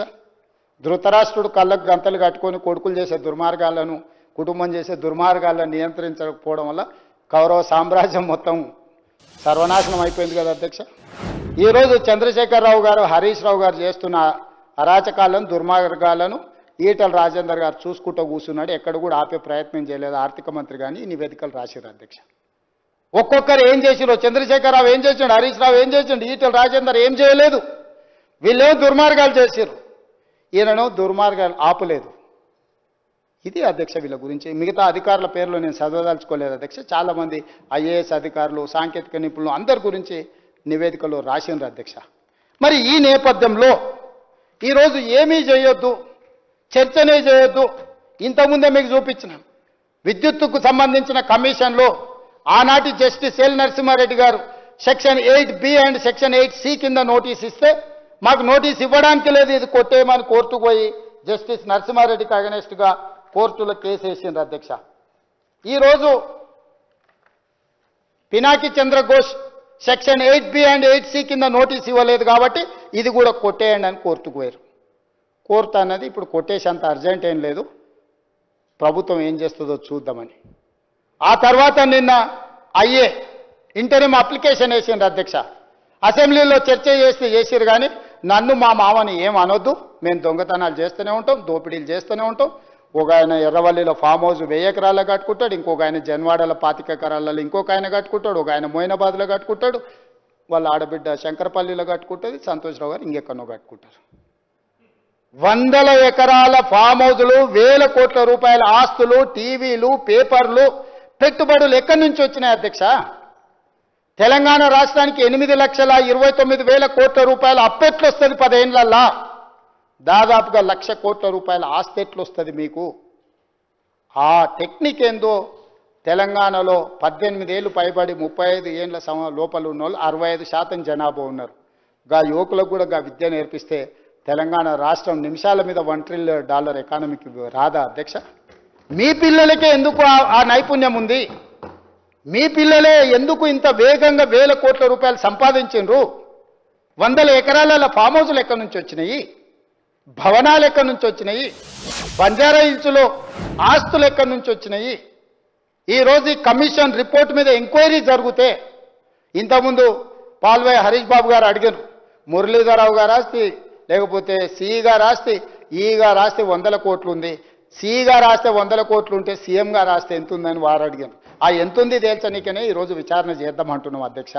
కొలసనిక మా దగ్గర టేపు లేదు, తూకం వేయడానికి మా దగ్గర తూకాలు లేవు అధ్యక్ష. ఇవన్నీ తూకం వేయాలంటే అంత ఎక్స్పర్టిజం కూడా ఉండాలి అధ్యక్ష. అందుకే అధ్యక్ష ఈ సభలో సుదీర్ఘమైన చర్చ ద్వారా ప్రజలకు వాస్తవాలను వివరించడం ద్వారా ఆనాటి నుంచి ఈనాటి వరకు కాకతీయుల నుంచి కాళేశ్వరం ప్రాజెక్టు వరకు జరిగిన పరిణామాల మీద చర్చించడం ద్వారా ఈరోజు ఆయన మీకు ఏమాత్రం అవగాహన లేదు, మీ అవగాహన గిట్లుంటుంది గట్లుంటుంది అని మాట్లాడుతుంది అధ్యక్ష. నేను ఒక మాట సింపుల్గా చెప్పదలుచుకున్నా అధ్యక్ష. బ్యారేజీలు వేరు, డ్యామ్లు వేరు. బ్యారేజ్ అనేది నీటిని మళ్లింపు చేయడానికి కానీ నీళ్లను ఎత్తిపోసుకోవడానికి కానీ కట్టేది బ్యారేజ్. నీటిని నిల్వ చేయడానికి కట్టేది డ్యామ్. డ్యామ్ అంటే Srisailam dam, Nagarjuna Sagar dam, Sriram Sagar dam. Srisailam డ్యాంలో 215 టీఎంసీల నీటి నిల్వ చేయొచ్చు అధ్యక్ష. దాని సాంకేతిక నైపుణ్యం నీటి నిల్వ చేయడానికి అవసరమైన ప్రణాళికలతోని డ్యామ్ కట్టింది అధ్యక్ష. నాగార్జున సాగర్ మనుషులు కట్టింది, పాలమూరు లేబర్ కట్టింది, చెమటని రక్తంగా మార్చి రక్తాన్ని చిందించి కట్టిన ప్రాజెక్టు నాగార్జున సాగర్లో 312 టీఎంసీల నిల్వ చేయొచ్చు అధ్యక్ష. 2009-10లో మీకు తెలుసు, ఉమ్మడి రాష్ట్రంలో ఆనాడు శ్రీశైలంలో నీరు ఉధృతంగా వచ్చి ప్రాజెక్టు పైనుంచి దుంకిపోయిన నీళ్ళు, కానీ ప్రాజెక్టు 1 ఇంచు కట్టు కదలలేదు అధ్యక్ష. నాగార్జున సాగర్ కూడా చిన్న డ్యామేజ్ జరగలేదు. ఇవాళ కూడా పోచారం ప్రాజెక్టు, నిజాం కట్టిన 106 సంవత్సరాల ప్రాజెక్టు కూడా నిటారుగా నిలబడ్డది అధ్యక్ష. ఇవి డ్యామ్లు. బ్యారేజ్ అనేది ఒక పరక్క బ్యారేజ్ ఏదైతుందో నీటి నిల్వ ప్లస్ నీటి మళ్లింపు కోసం కట్టారు. ఎందుకంటే అక్కడ సాయిల్ మొత్తం హార్డ్ రాక్ ఉంది. అక్కడ కుంచుకుపోవడానికి, కుదించుకుపోవడానికి, కుంగిపోవడానికి అక్కడ నైసర్గిక స్వరూపము దానికి అనుకూలంగా ఉంది. కాబట్టి వాటన్నిట్లలో ఈరోజు అక్కడ నీళ్లు నిల్వ పెట్టారు అధ్యక్ష. ఇవాళ వీళ్ళు కట్టిన ఈ మేడిగడ్డ, అన్నారం, సుందిల్ల, మేడిగడ్డ కట్టిన ప్రాజెక్టుకి కన్నెపల్లి దగ్గర పంప్ హౌస్ ఉంది. సుందిల్ల దగ్గర కట్టిన, అన్నారం దగ్గర కట్టిన బ్యారేజ్కి ఇంకొక పంప్ హౌస్ ఉంది. సుందిల్ల దగ్గర కట్టిన పంప్ హౌస్కి, అదే బ్యారేజ్కి ఇంకొక పంప్ హౌస్ ఉంది అధ్యక్ష. మేడిగడ్డ నుంచి ఎత్తి అన్నారంలో పోయాలి, అన్నారంలో పోసిన నీటిని అంతే వేగంగా ఎత్తుకొని సుందిల్లలో పోయాలి, సుందిల్లలో పోసిన నీళ్లను ఎత్తి శ్రీపాద ఎల్లంపల్లిలో పోయాలి. అక్కడి నుంచి మీకు మల్లన్న సాగర్ కావచ్చు, కొండపోచమ్మ కావచ్చు, రంగనాయక సాగర్ కావచ్చు, ఇతర ప్రాంతాలకు నీటిని తరలించడానికి చేసుకున్న ఏర్పాట్లు అధ్యక్ష. ఇవన్నీ సైమల్టేనియస్గా పనిచేయాలి. మేడిగడ్డ దగ్గర ఎత్తిపోస్తే అన్నారంలో పంపులు పనిచేయకపోతే 5 నిమిషాలలో ఎందుకు కాకుండా పోతుంది అధ్యక్ష? అన్నారంలో నుంచి ఎత్తి సుందిల్లో పోసిన నీళ్లు ఎంబడే సుందిల్ల దగ్గర ఉన్న పంప్ హౌజులు లిఫ్ట్ చేసి శ్రీపాద ఎల్లంపల్లిలో పోయకపోతే అది కూడా మొత్తం దెబ్బతినిపోతుంది అధ్యక్ష. 2018-19లో పూర్తి చేసిన ప్రాజెక్ట్ 5 సంవత్సరాలలో వీళ్ళు 162 టీఎంసీలను లిఫ్ట్ చేసిండ్రు అధ్యక్ష, మొత్తం 5 సంవత్సరాల కాలానికి. అందులో 10-15% ఎవాపరేషన్ పోతే నికరంగా మిగిలింది 100 టీఎంసీలు ప్లస్. ఈరోజు ఆ 100 టీఎంసీలు 5 ఏళ్లలో ఎత్తుతే కరెంటు బిల్లు 9,500 కోట్ల రూపాయల అధ్యక్ష. ఇక ఇప్పుడు మీరు చెప్పండి అధ్యక్ష, 3,460 మెగావాట్లతోనే నిర్మించి గ్రావిటీ ద్వారా తుమ్మిడిఏటి నుంచి శ్రీపాద ఎల్లంపల్లికి నీళ్లు తెచ్చుకొని అక్కడి నుంచి తెలంగాణ రాష్ట్రంలో 16,40,000 ఎకరాలకు నీళ్లు ఇచ్చే ప్రాజెక్ట్ అవసరమా?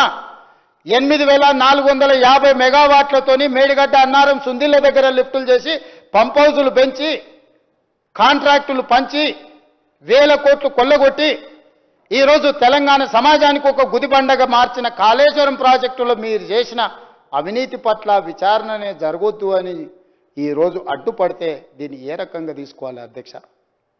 అందుకే అధ్యక్ష, ఈరోజు ఎవరేమన్నా చులకన చేసి మాట్లాడినా, అవమానకరంగా మాట్లాడినా కూడా మేము ఓపికతో ఎందుకుంటున్నామంటే మేము ప్రజలకు జవాబుదారితనంగా ఉండదలుచుకున్నాం అధ్యక్ష. ఇక్కడ ఉన్న సభ్యులకు అవహేళన చేయొచ్చు, ఈ అవహేళన మాకే పరిమితమైంది. కానీ మా నిర్ణయంలో లోపం ఉంటే తెలంగాణ సమాజం మమ్మల్ని ఎప్పటికీ క్షమించదు. శాశ్వతంగా దోషులుగా మేము నిలబడాల్సి వస్తుంది. ఈరోజు ఈ దుర్మార్గాన్ని ప్రశ్నించడానికి, దుర్మార్గం మీద విచారణ చేయడానికే ఈరోజు అన్ని రకాలుగా మేము ప్రయత్నం చేసినాం అధ్యక్ష.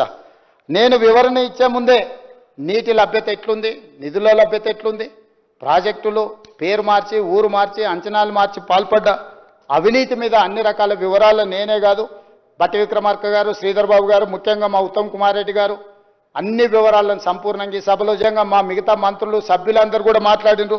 చివరి సభ్యుడిగా మాట్లాడిన పాల్వాయి హరీష్ బాబు గారు కూడా మొదటిసారి సభ్యుడైన విజ్ఞతతో మాట్లాడిండు. మరి ఈరోజు అందరికీ అనుమానాలు ఉన్నాయి అధ్యక్ష. ఎన్డీఎస్ఏ రిపోర్ట్ ఇచ్చింది, ప్రభుత్వాన్ని తప్పుపట్టింది. విజిలెన్స్ అండ్ ఎన్ఫోర్స్మెంట్ నివేదిక ఇచ్చింది, ఆనాటి ప్రభుత్వాన్ని తప్పుపట్టింది, పెద్దల్ని తప్పుపట్టింది. కాగ్ నివేదిక ఇచ్చింది, ఆనాటి పెద్దల్ని ఆనాటి ప్రభుత్వాన్ని తప్పుపట్టింది. తెలంగాణ మేము ప్రభుత్వాన్ని ఏర్పాటు చేసినాక నియమించిన Pinaki Chandra Ghose commission, enquiry commission also they have submitted their report. We have tabled that report.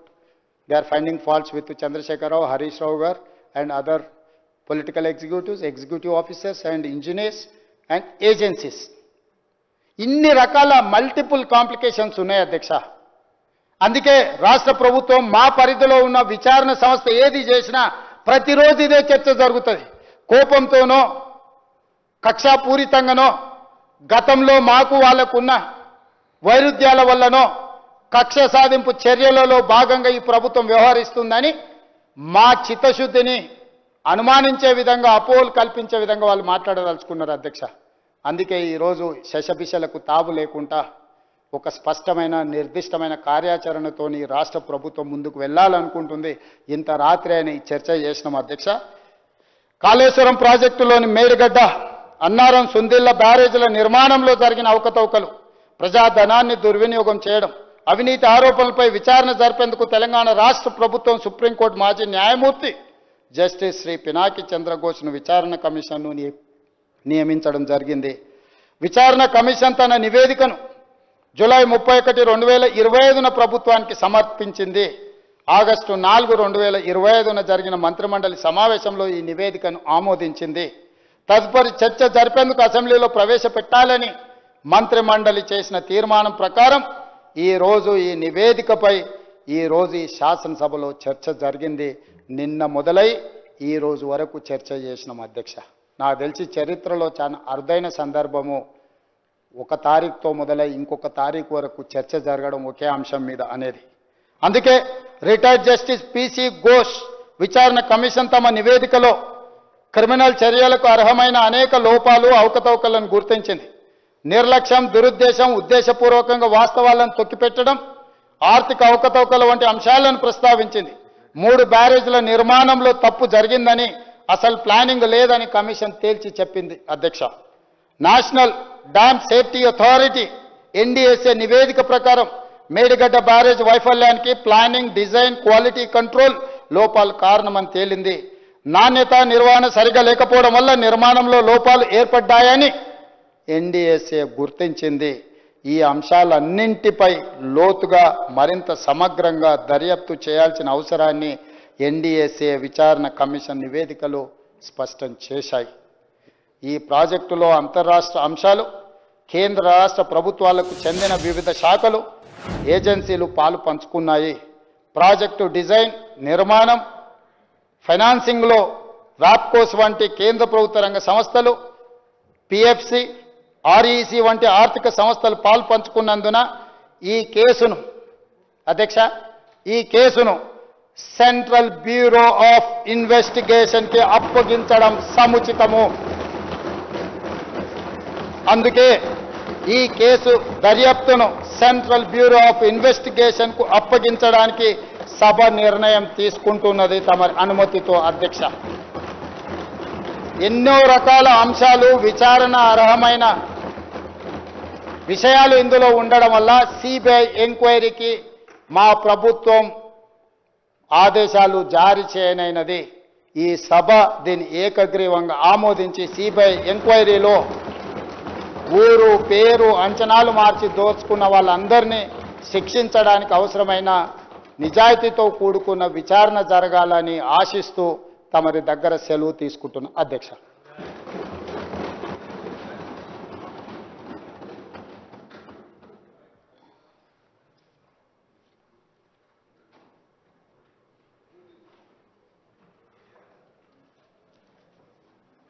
Telangana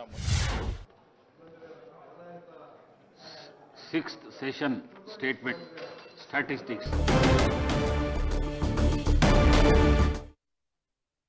2025 number of days for which the assembly sat 2 days, number of hours for which the assembly worked 13 hours 40 minutes, number of speeches made by the members 26, number of bills introduced and passed 5, Number of short discussed 1. Party positions in the Assembly as on 31st/08/2025. INC 65, BRS 37, BJP 8, AIMIM 7, CPI 1, vacant 1, total 119.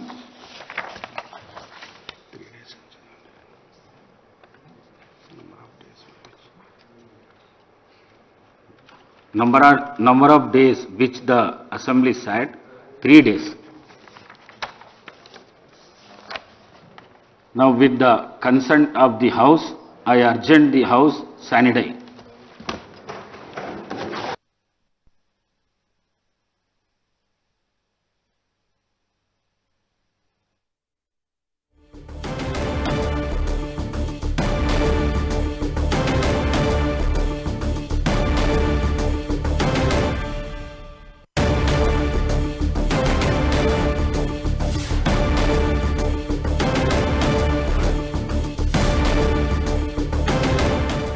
Kaleshwaram project నివేదికపై సుదీర్ఘంగా చర్చించారు తెలంగాణ అసెంబ్లీలో CM Revanth Reddy. అదేవిధంగా అటు ప్రతిపక్షం నుంచి అనేక మంది కూడా ఇందులో పాల్గొన్నారు. అనంతరం కాళేశ్వరం ప్రాజెక్టుపై సీబీఐ విచారణకు అసెంబ్లీ వేదికగా సీఎం రేవంత్ రెడ్డి ప్రకటించారు. సుదీర్ఘంగా చర్చ కొనసాగించింది. అటు ప్రతిపక్షం ఇటు అధికార పక్షం మధ్య కొంత మాటల యుద్ధం కూడా కొనసాగింది. ఇటు సీబీఐ విచారణకు ఎట్టకేలకు ఆదేశించింది సీఎం రేవంత్ రెడ్డి సర్కార్. కాళేశ్వరం ప్రాజెక్టుపై సీబీఐ విచారణకు ఆదేశం జారీ చేసింది. అసెంబ్లీ వేదికగా ఈ నిర్ణయాన్ని ప్రకటించారు. ఇక ఈ అసెంబ్లీ వేదికగా అనేక విషయాలపై చర్చించారు. ముఖ్యంగా కాళేశ్వరం ప్రాజెక్టుపై ఆ రిపోర్టుపై ప్రధానంగా చర్చ కొనసాగింది. ప్రాణహితపై ప్రాజెక్టు చేపట్టాలని 1975లో నిర్ణయం జరిగింది. సీఎం వైఎస్ హయాంలోనే జలయజ్ఞ కింద అప్పుడు ప్రాణహితకు మళ్లీ అడుగులు పడ్డాయి. అదేవిధంగా ఆ ప్రాసెస్ అనేది అలా కంటిన్యూ అయి ఇప్పుడు ఈ కాళేశ్వరం ప్రాజెక్టు కంప్లీట్ అయింది. బట్ ఇందులో అంతా కూడా అవినీతే జరిగిందంటూ కూడా అటు కాంగ్రెస్ సర్కార్ ఆరోపిస్తోంది. వీళ్ళు చేసేవన్నీ కూడా అసత్య ఆరోపణలు, దుష్ప్రచారాలంటూ కూడా అటు బీఆర్ఎస్ కొట్టిపాడేస్తుంది. కొంత చర్చ కొనసాగింది.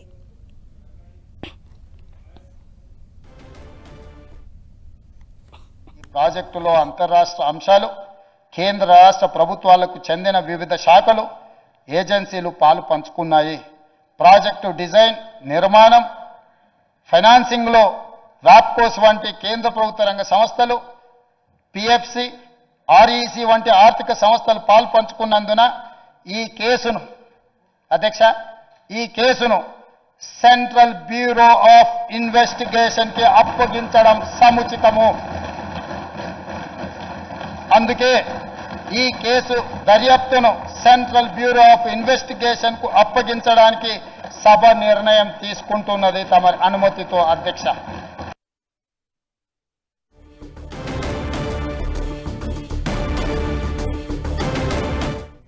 ఇదే అంశంపై మరింత సమాచారం మా ప్రతినిధి ప్రతాప్ అందిస్తారు. ప్రతాప్, మనం చూసాం సుదీర్ఘంగా కొనసాగినటువంటి తెలంగాణ అసెంబ్లీలో ఒక కీలక నిర్ణయం సీఎం రేవంత్ రెడ్డి ప్రకటించారు. కాళేశ్వరం ప్రాజెక్టుపై సీబీఐ విచారణకు ఆదేశించారు. అసెంబ్లీ సాక్షిగా ఎలా చూడొచ్చు ఈ నిర్ణయాన్ని? అప్డేట్స్ ఏంటి? ఝాన్సీ రాణి, దీనికి సంబంధించి దాదాపు కాళేశ్వరము ప్రాజెక్టుకు సంబంధించిన అవకతవకలకు సంబంధించి పెద్ద ఎత్తున విచారణ చేయడం జరిగింది. దీనికి సంబంధించి అసెంబ్లీ వేదికగా దాదాపు 6 గంటలకు పైగా సభ్యులతో కూడా చర్చ జరిగింది సభ్యుల మధ్య. ప్రధానంగా ఫైనల్ గా మొత్తం ఎన్డీఎస్ఏ రిపోర్ట్ కానీ, కాగ్ రిపోర్ట్ కానీ, అదేవిధంగా జస్టిస్ పినాకి చంద్రఘోష్ ఇచ్చిన నివేదిక, ఇవన్నింటినీ కూడా సభలో చర్చించిన తర్వాత ఫైనల్ గా సీఎం రేవంత్ రెడ్డి దీనికి సంబంధించి మాట్లాడుతూ కూడా అన్ని 1 by 1 స్టెప్ బై స్టెప్ కూడా అన్ని వివరించుకుంటూ రావడం జరిగింది. అయితే దీన్ని దృష్టిలో పెట్టుకొని ప్రభుత్వం దీన్ని ఫర్దర్ స్టెప్ గా ఇప్పటి వరకు రాష్ట్ర ప్రభుత్వం చేసిన వాటిని అన్నిటి కూడా వాళ్ళు బీఆర్ఎస్ నేతలంతా కూడా ఆరోపణలు చేస్తున్నారు. కాబట్టి నిష్పక్షపాతంగా దర్యాప్తు చేయాలంటే ఒకవేళ రాష్ట్ర ప్రభుత్వం కక్షపూరితంగా వ్యవహరిస్తుందనే అపవాదం తమపై రాకూడదన్న ఉద్దేశంతో మేము కేంద్ర దర్యాప్తు సంస్థ అయిన సిబిఐకి ఆదేశాలు ఇస్తున్నట్టుగా కూడా సీఎం రేవంత్ రెడ్డి సభ వేదిక కూడా ఈ రోజు ప్రకటించడం జరిగింది. సో మొత్తం మీద సభ ఈ రోజు ఏకగ్రీవంగా ఆమోదం చేస్తూ దాదాపు అన్ని పక్షాల నుంచి కూడా దీనికి సంబంధించి నిర్ణయాలు అన్ని పక్షాలకు సంబంధించిన సభ్యుల అభిప్రాయాలన్నింటినీ తీసుకున్న తర్వాత ఈ నిర్ణయం తీసుకున్నట్టుగా కూడా సీఎం రేవంత్ రెడ్డి సభ సాక్షిగా ప్రకటించడం జరిగింది. ఇక దీనికి సంబంధించి కేంద్ర దర్యాప్తు సంస్థకు ఆదేశించారు కాబట్టి కేంద్ర దర్యాప్తు సంస్థనే దీనికి సంబంధించి కూడా ఫర్దర్ ఇన్వెస్టిగేషన్ అన్ని కూడా చేస్తుందంటూ కూడా సీఎం రేవంత్ రెడ్డి చెప్పారు. వాస్తవానికి రాష్ట్ర ప్రభుత్వ పరిధిలోని దర్యాప్తు సంస్థలు సిబిసిఐడి కానీ అదేవిధంగా ఇతర దర్యాప్తు సంస్థలు సిట్టు కానీ వేసి దర్యాప్తు చేస్తారని చెప్పేసి అంతా భావించారు. కానీ దీనికి సంబంధించి రాష్ట్ర ప్రభుత్వం పైన కక్షపూరితంగా వ్యవహరిస్తుందనే అపవాదు తమపై రాకూడదన్న ఉద్దేశంతో ఈ నిర్ణయం తీసుకుంటున్నట్టుగా కూడా సీఎం రేవంత్ రెడ్డి చెప్పారు. సో ఈ నేపథ్యంలో ఇప్పటి వరకు జరిగిన పరిణామాలన్నింటినీ దృష్టి పెట్టుకుని ఇప్పటి వరకు చేసిన దర్యాప్తు సంస్థలన్నింటినీ కూడా నివేదికలన్నింటినీ కూడా దృష్టి పెట్టుకుని ఇక్కడ నుంచి సిబిఐ దర్యాప్తు చేస్తుంది కాబట్టి కేంద్ర దర్యాప్తు సంస్థ పరిధిలోనే దీనికి సంబంధించిన విచారణ పర్వం అంతా కూడా జరుగుతుందంటూ కూడా సీఎం రేవంత్ రెడ్డి సభ సాక్షిగా చెప్పడం జరిగింది. అక్కడ అదేవిధంగా ప్రతాప్, సభ స్టార్ట్ అయిన దగ్గర నుంచి కూడా మనం చూసాం కొంత మాటల యుద్ధం కొనసాగింది సీఎం రేవంత్ రెడ్డి మధ్య, అదేవిధంగా మాజీ మంత్రి హరీష్ రావు మధ్య కూడా. ఇవన్నీ కూడా అసత్య ఆరోపణలు. ఇంత సడన్ గా ముఖ్యంగా సండే అయినా కూడా ఇట్లా సభ ఏర్పాటు చేయడం ఇదొక ప్లాన్ లా ఉందంటూ కూడా ఆరోపించడం జరిగింది. ఇప్పుడు మనం చూస్తున్నాం అసెంబ్లీ వేదికగా ప్రకటించారు సిబిఐ విచారణకు ఆదేశించడం. ఎలాంటి పరిణామాలు చోటు చేసుకోబోతున్నాయి? డెఫినెట్ గా ఇది ఖచ్చితంగా దీనికి సంబంధించి ఎన్డీఎస్ఏ రిపోర్ట్ కానీ అదేవిధంగా కాగు రిపోర్ట్ కానీ వీటితో పాటు దర్యాప్తు సంస్థ ఇప్పుడు జస్టిస్ పినాకిని చంద్రఘోష్ ఇచ్చిన నివేదిక కానీ వీటన్నిటిని కూడా స్టెప్ బై స్టెప్ కూడా వివరించుకుంటూ అసలు వాటర్కి సంబంధించి తుమ్మడిహెట్టి నుంచి మేడిగడ్డ దగ్గరికి షిఫ్ట్ చేయడమే ఒక కుట్రపూరితం కాబట్టి ఇదంతా కూడా పెద్ద ఎత్తున ఒక కుట్ర దాగి ఉన్న నేపథ్యంలో దీనికి సంబంధించి అసలు ఈ పెద్ద ఎత్తున తెలంగాణ ప్రజలపైన కూడా 1,00,000 కోట్ల భారం పడింది. ఇట్లాంటి వాటిని ఖచ్చితంగా ఇప్పటికీ ప్రజలు శిక్షించినప్పటికీ కూడా వారి చట్ట ప్రకారంగా వారికి శిక్ష విధించాలనే ఆలోచనతోటి ఖచ్చితంగా దీనికి సంబంధించి ఎవరు తప్పు చేసినా శిక్ష అనుభవించక తప్పదు కాబట్టి వారందరినీ చట్ట ప్రకారమే శిక్ష విధిస్తామంటూ కూడా సీఎం రేవంత్ రెడ్డి చెప్పడం జరిగింది. అయితే వాస్తవానికి ఇది ఇలాంటి పరిస్థితుల వాటినన్నింటికి సంబంధించి దృష్టిలో పెట్టుకొని ఖచ్చితంగా ఈ రాష్ట్ర ప్రభుత్వ పరిధిలో కనుక ఈ దర్యాప్తు సంస్థ చేసినట్లయితే కనుక కక్షపూరితంగా భావిస్తుందని చెప్పేసి అంటారని చెప్పేసి ఇది దృష్టిలో పెట్టుకొని సిబిఐ దర్యాప్తుకు ఆదేశిస్తున్నామంటూ కూడా చెప్పారు. ఇప్పటి నుంచి కేంద్ర దర్యాప్తు సంస్థ అయిన సిబిఐ సెంట్రల్ బ్యూరో ఇన్వెస్టిగేషన్ దీన్ని ఇక్కడ నుంచి ఇన్వెస్టిగేషన్ చేయండి అని కూడా చెప్పవచ్చు. రేపటి నుంచి ఆ పరిధిలోకి వెళ్తుంది. సో ఇక్కడ నుంచి దీనికి సంబంధించి సీఎం రేవంత్ రెడ్డి చెప్పినట్టుగా సభలో కూడా అన్ని పక్షాలకు సంబంధించి డెమోక్రటిక్ విధానంలో మేము ముందుకెళ్తున్నామంటూ కూడా చెప్పడం పరిస్థితి ఉంది కాబట్టి దీనికి సంబంధించి ప్రాణహిత చేవెళ్ల ప్రాజెక్టు గతంలో కాంగ్రెస్ హయాంలో చేపట్టిన ఒకటి అక్కడి నుంచి తుమ్మిడిహేటి వద్ద ఉన్న వాటరే కిందికి మేడిగడ్డ దగ్గరకు వచ్చినప్పుడు అది సేమ్ వాటర్ ఉంటాయి.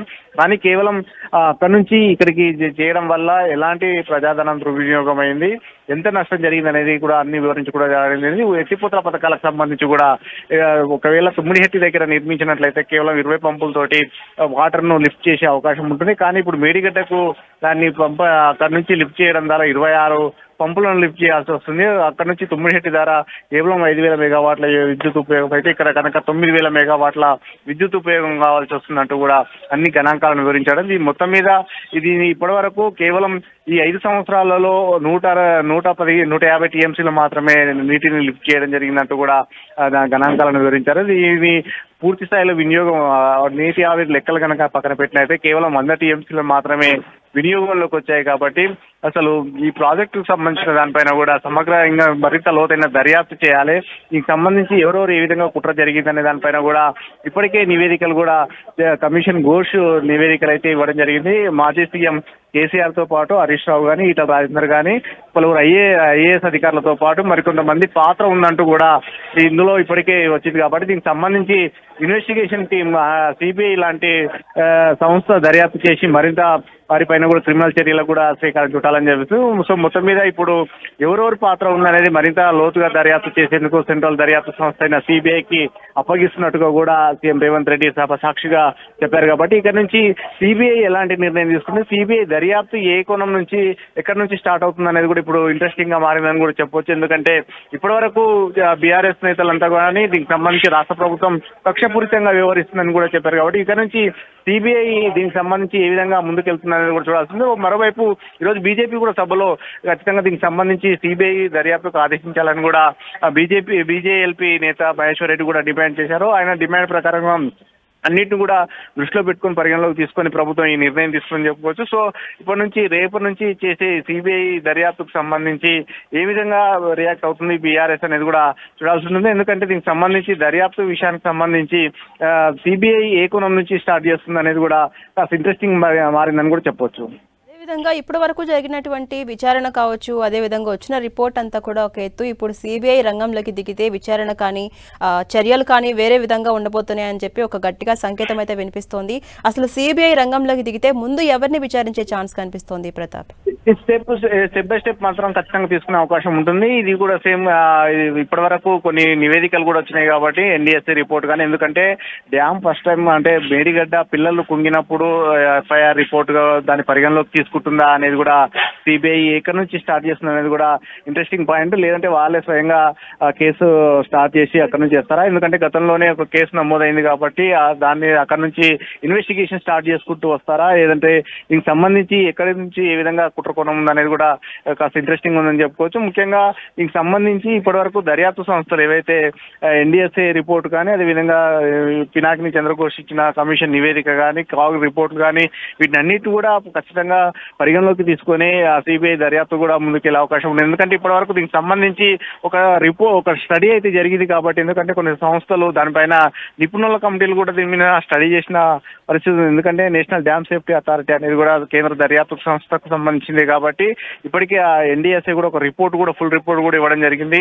ఎక్కడెక్కడ ఎలాంటి లూప్ హోల్స్ జరిగినాయి, ఏ విధంగా జరిగింది అనేది. అయితే ఈ లూప్ హోల్స్ ను ఎవరు చేశారు, ఎందుకు చేశారు, ఇందులో ఉన్న నేరపూరితమైన కుట్ర కోణాన్ని మాత్రం సిబిఐ అయితే దర్యాప్తు చేసే అవకాశం అయితే ఉంటుందని కూడా చెప్పుకోవచ్చు. ఎందుకంటే దీనికి సంబంధించి ఎవరెవరు పాత్ర ఉంది అనే దానికి సంబంధించి కూడా ఇప్పటికే ఏసీబీ కొన్ని రైట్స్ చేసి అది ఈ ప్రాజెక్టుకు సంబంధించిన అధికారులు ఎవరైతే ఉన్నారో ఈ కానీ ఈఎన్సీలు కానీ వీళ్ళకి సంబంధించి కొంతమందిని ఇప్పటికే వారిపైన ఆస్తులపైన కూడా ఆదాయానికి మించిన ఆస్తులకు సంబంధించి కేసులు కూడా నమోదై కొంతమంది అధికారులు ఇప్పటికే జైల్లో కూడా ఉన్నారు కాబట్టి వాటికి సంబంధించిన వాటిని కూడా ఆ పాత్రకు సంబంధించి అధికారుల పాత్రతో పాటు పొలిటికల్ కి సంబంధించిన అంశాలతో పాటు ఇంకా ఎవరెవరైతే మోటివేషన్ చేశారో దీనికి సంబంధించిన అన్ని దానిపైన కూడా సిబిఐ అయితే దర్యాప్తు చేసే అవకాశం ఉంటుంది. జాన్సన్, అదేవిధంగా ప్రతాప్, ఇప్పటి వరకు జరిగినటువంటి అసెంబ్లీ కానివచ్చు, ఇప్పటి వరకు జరిగినటువంటి నిర్ణయాలు కావచ్చు, మొత్తం కక్ష సాధింపులో భాగమే అని చెప్పి బీఆర్ఎస్ నొక్కి చెప్తోంది కదా.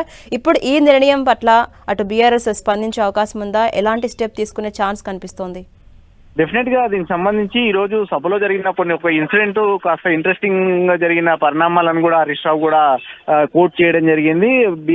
కాంగ్రెస్ సభ్యులు మాట్లాడుతున్న దానికి మధ్యలో బీజేపీ సభ్యులు సపోర్ట్ చేస్తున్నారంటూ కూడా సభ వేదికగానే మాట్లాడడం జరిగింది. ముఖ్యంగా మంత్రి జూపల్లి కృష్ణారావు మాట్లాడుతూ ఒక ఇన్సిడెంట్ కి సంబంధించి చూసినట్లయితే కనుక మేడిగడ్డ అసలు తుమ్మిడిహేటి దగ్గర ఉన్న వాటరే మేడిగడ్డ దగ్గరకు వస్తున్న సందర్భంలో తుమ్మిడిహేటి నుంచి మేడిగడ్డకు మధ్యలో వాటర్ ఎట్లా లభ్యం అవుతుందనే దానికి సంబంధించి జూపల్లి కృష్ణారావు ప్రశ్నించడం జరిగింది. దీనికి సంబంధించి హరీష్ రావు మాట్లాడుతున్న సందర్భంలో పాల్వాయి హరీష్ బీజేపీ ఎమ్మెల్యే సిర్పూర్ కాగజ్ నగర్ నియోజకవర్గానికి ప్రాతినిధ్యం వహిస్తున్న ఎమ్మెల్యే కూడా చేసుకొని అసలు తుమ్మిడిహెట్టి దగ్గర ఉన్న వాటరే కిందికి వస్తాయి, పైన ఉన్న వాటర్ కిందికి వస్తాయి, మధ్యలో ఎలాంటి ఉపనది కూడా కలవట్లేదు, వీళ్ళు కావాలని కుట్రపూరితంగా అని చెప్పేసి కూడా మాట్లాడిన సందర్భంలో హరీష్ రావు జోక్యం చేసుకొని కాంగ్రెస్ బీజేపీ ఇద్దరు కూడగలుపుకొని మా మీద దుష్ప్రచారం చేస్తున్నారు, మా పైన అటాక్ చేస్తున్నారు అంటూ కూడా కామెంట్ చేశారు. అయితే ఇది ఇప్పుడు కేంద్ర దర్యాప్తు సంస్థ అనేది సిబిఐ అనేది కూడా కేంద్ర పరిధిలోనే పనిచేస్తుంది కాబట్టి దీనికి సంబంధించి బీజేపీకి కాంగ్రెస్ కు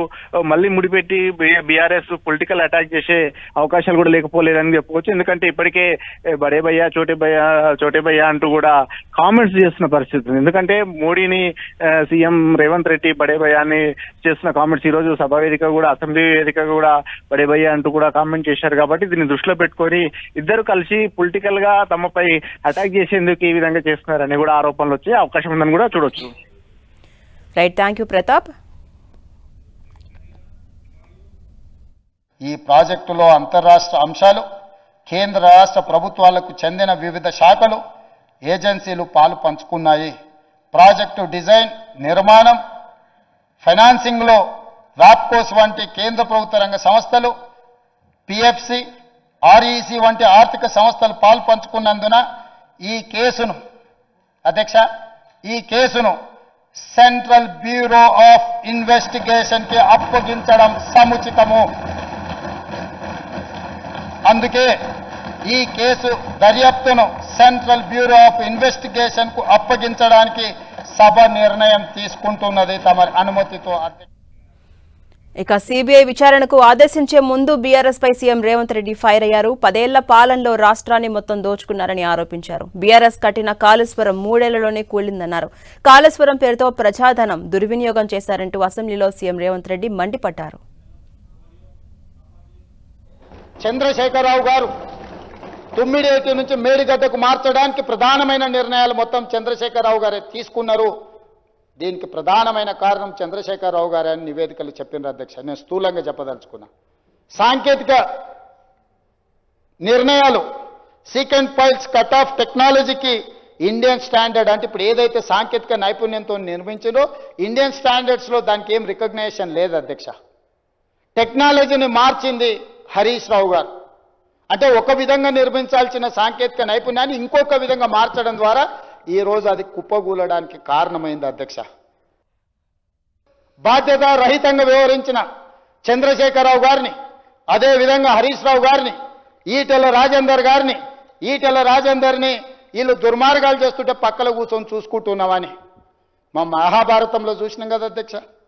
ధృతరాష్ట్రుడు కళ్ళకు గంతలు కట్టుకొని కొడుకులు చేసే దుర్మార్గాలను, కుటుంబం చేసే దుర్మార్గాలను నియంత్రించకపోవడం వల్ల కౌరవ సామ్రాజ్యం మొత్తం సర్వనాశనం అయిపోయింది కదా అధ్యక్ష. ఈరోజు చంద్రశేఖరరావు గారు, హరీష్ రావు గారు చేస్తున్న అరాచకాలను, దుర్మార్గాలను ఈటల రాజేందర్ గారు చూసుకుంటూ కూర్చున్నాడు. ఎక్కడ కూడా ఆపే ప్రయత్నం చేయలేదు ఆర్థిక మంత్రి కానీ నివేదికలు రాశారు అధ్యక్ష. ఒక్కొక్కరు ఏం చేసిరో, చంద్రశేఖరరావు ఏం చేసిండు, హరీష్ రావు ఏం చేసిండు, ఈటల రాజేందర్ ఏం చేయలేదు. వీళ్ళేమో దుర్మార్గాలు చేశారు, ఈయనను దుర్మార్గాలు ఆపలేదు. ఇది అధ్యక్ష వీళ్ళ గురించి. మిగతా అధికారుల పేర్లు నేను చదవదలుచుకోలేదు అధ్యక్ష. చాలామంది ఐఏఎస్ అధికారులు, సాంకేతిక నిపుణులు అందరి గురించి నివేదికలో రాసిండ్రు అధ్యక్ష. విశేషాలు ఎందుకు అధ్యక్ష? ప్రధానమంత్రి నరేంద్ర మోడీ గారిని, నిర్మలా సీతారామన్ గారిని కలవడానికి, లేకపోతే ఇతర మంత్రులను కలవడానికి ఇతర దేశాలకు వెళ్తున్నాం అధ్యక్ష. మా రాష్ట్రానికి వచ్చి పెట్టుబడులు పెట్టమని. ఈ రాష్ట్రంలో ఉన్న చిన్న చిన్న వాళ్ళని కలుస్తున్నాం అధ్యక్ష. మీరు పెట్టుబడులు పెట్టండి, మేము ప్రోత్సహిస్తామని. బ్యాంకుల దగ్గరికి వెళ్తున్నాం అధ్యక్ష. అయ్యా మాకు అప్పులు ఇవ్వండి, తక్కువ మిత్తికి ఇవ్వండి, మేము కష్టపడి ప్రాజెక్టులు కట్టి లాభాలు తెచ్చి మీకు చెల్లిస్తామని చేస్తున్నాం. ఒక భారత ప్రధానమంత్రిని కలిస్తే వచ్చిన తప్పేంది అధ్యక్ష? నేను కలవడం వల్ల 26,540 కోట్ల రూపాయలని డెట్ రీస్ట్రక్చర్ చేపించిన 11.90 రేట్ ఇంట్రెస్ట్కు చంద్రశేఖరరావు తెస్తే 7.25% తగ్గించి 14 సంవత్సరాలతో కట్టాల్సిన అప్పును 30 సంవత్సరాలకు పొడిగించి ఇయాలనే నీ డెట్ రీస్ట్రక్చర్ 26,000 కోట్లు చేస్తేనే సంవత్సరానికి నాకు 4,000 కోట్ల రూపాయలు ఆదా అవుతున్నాయి అధ్యక్ష. 4,000 కోట్ల రూపాయలు ప్రతి సంవత్సరం నాకు మిగులుతుంది. 30 సంవత్సరాలు మిగిలితే 1,20,000 కోట్ల రూపాయలు మిగులుతాయి అధ్యక్ష నాకు మిత్తి అసలు.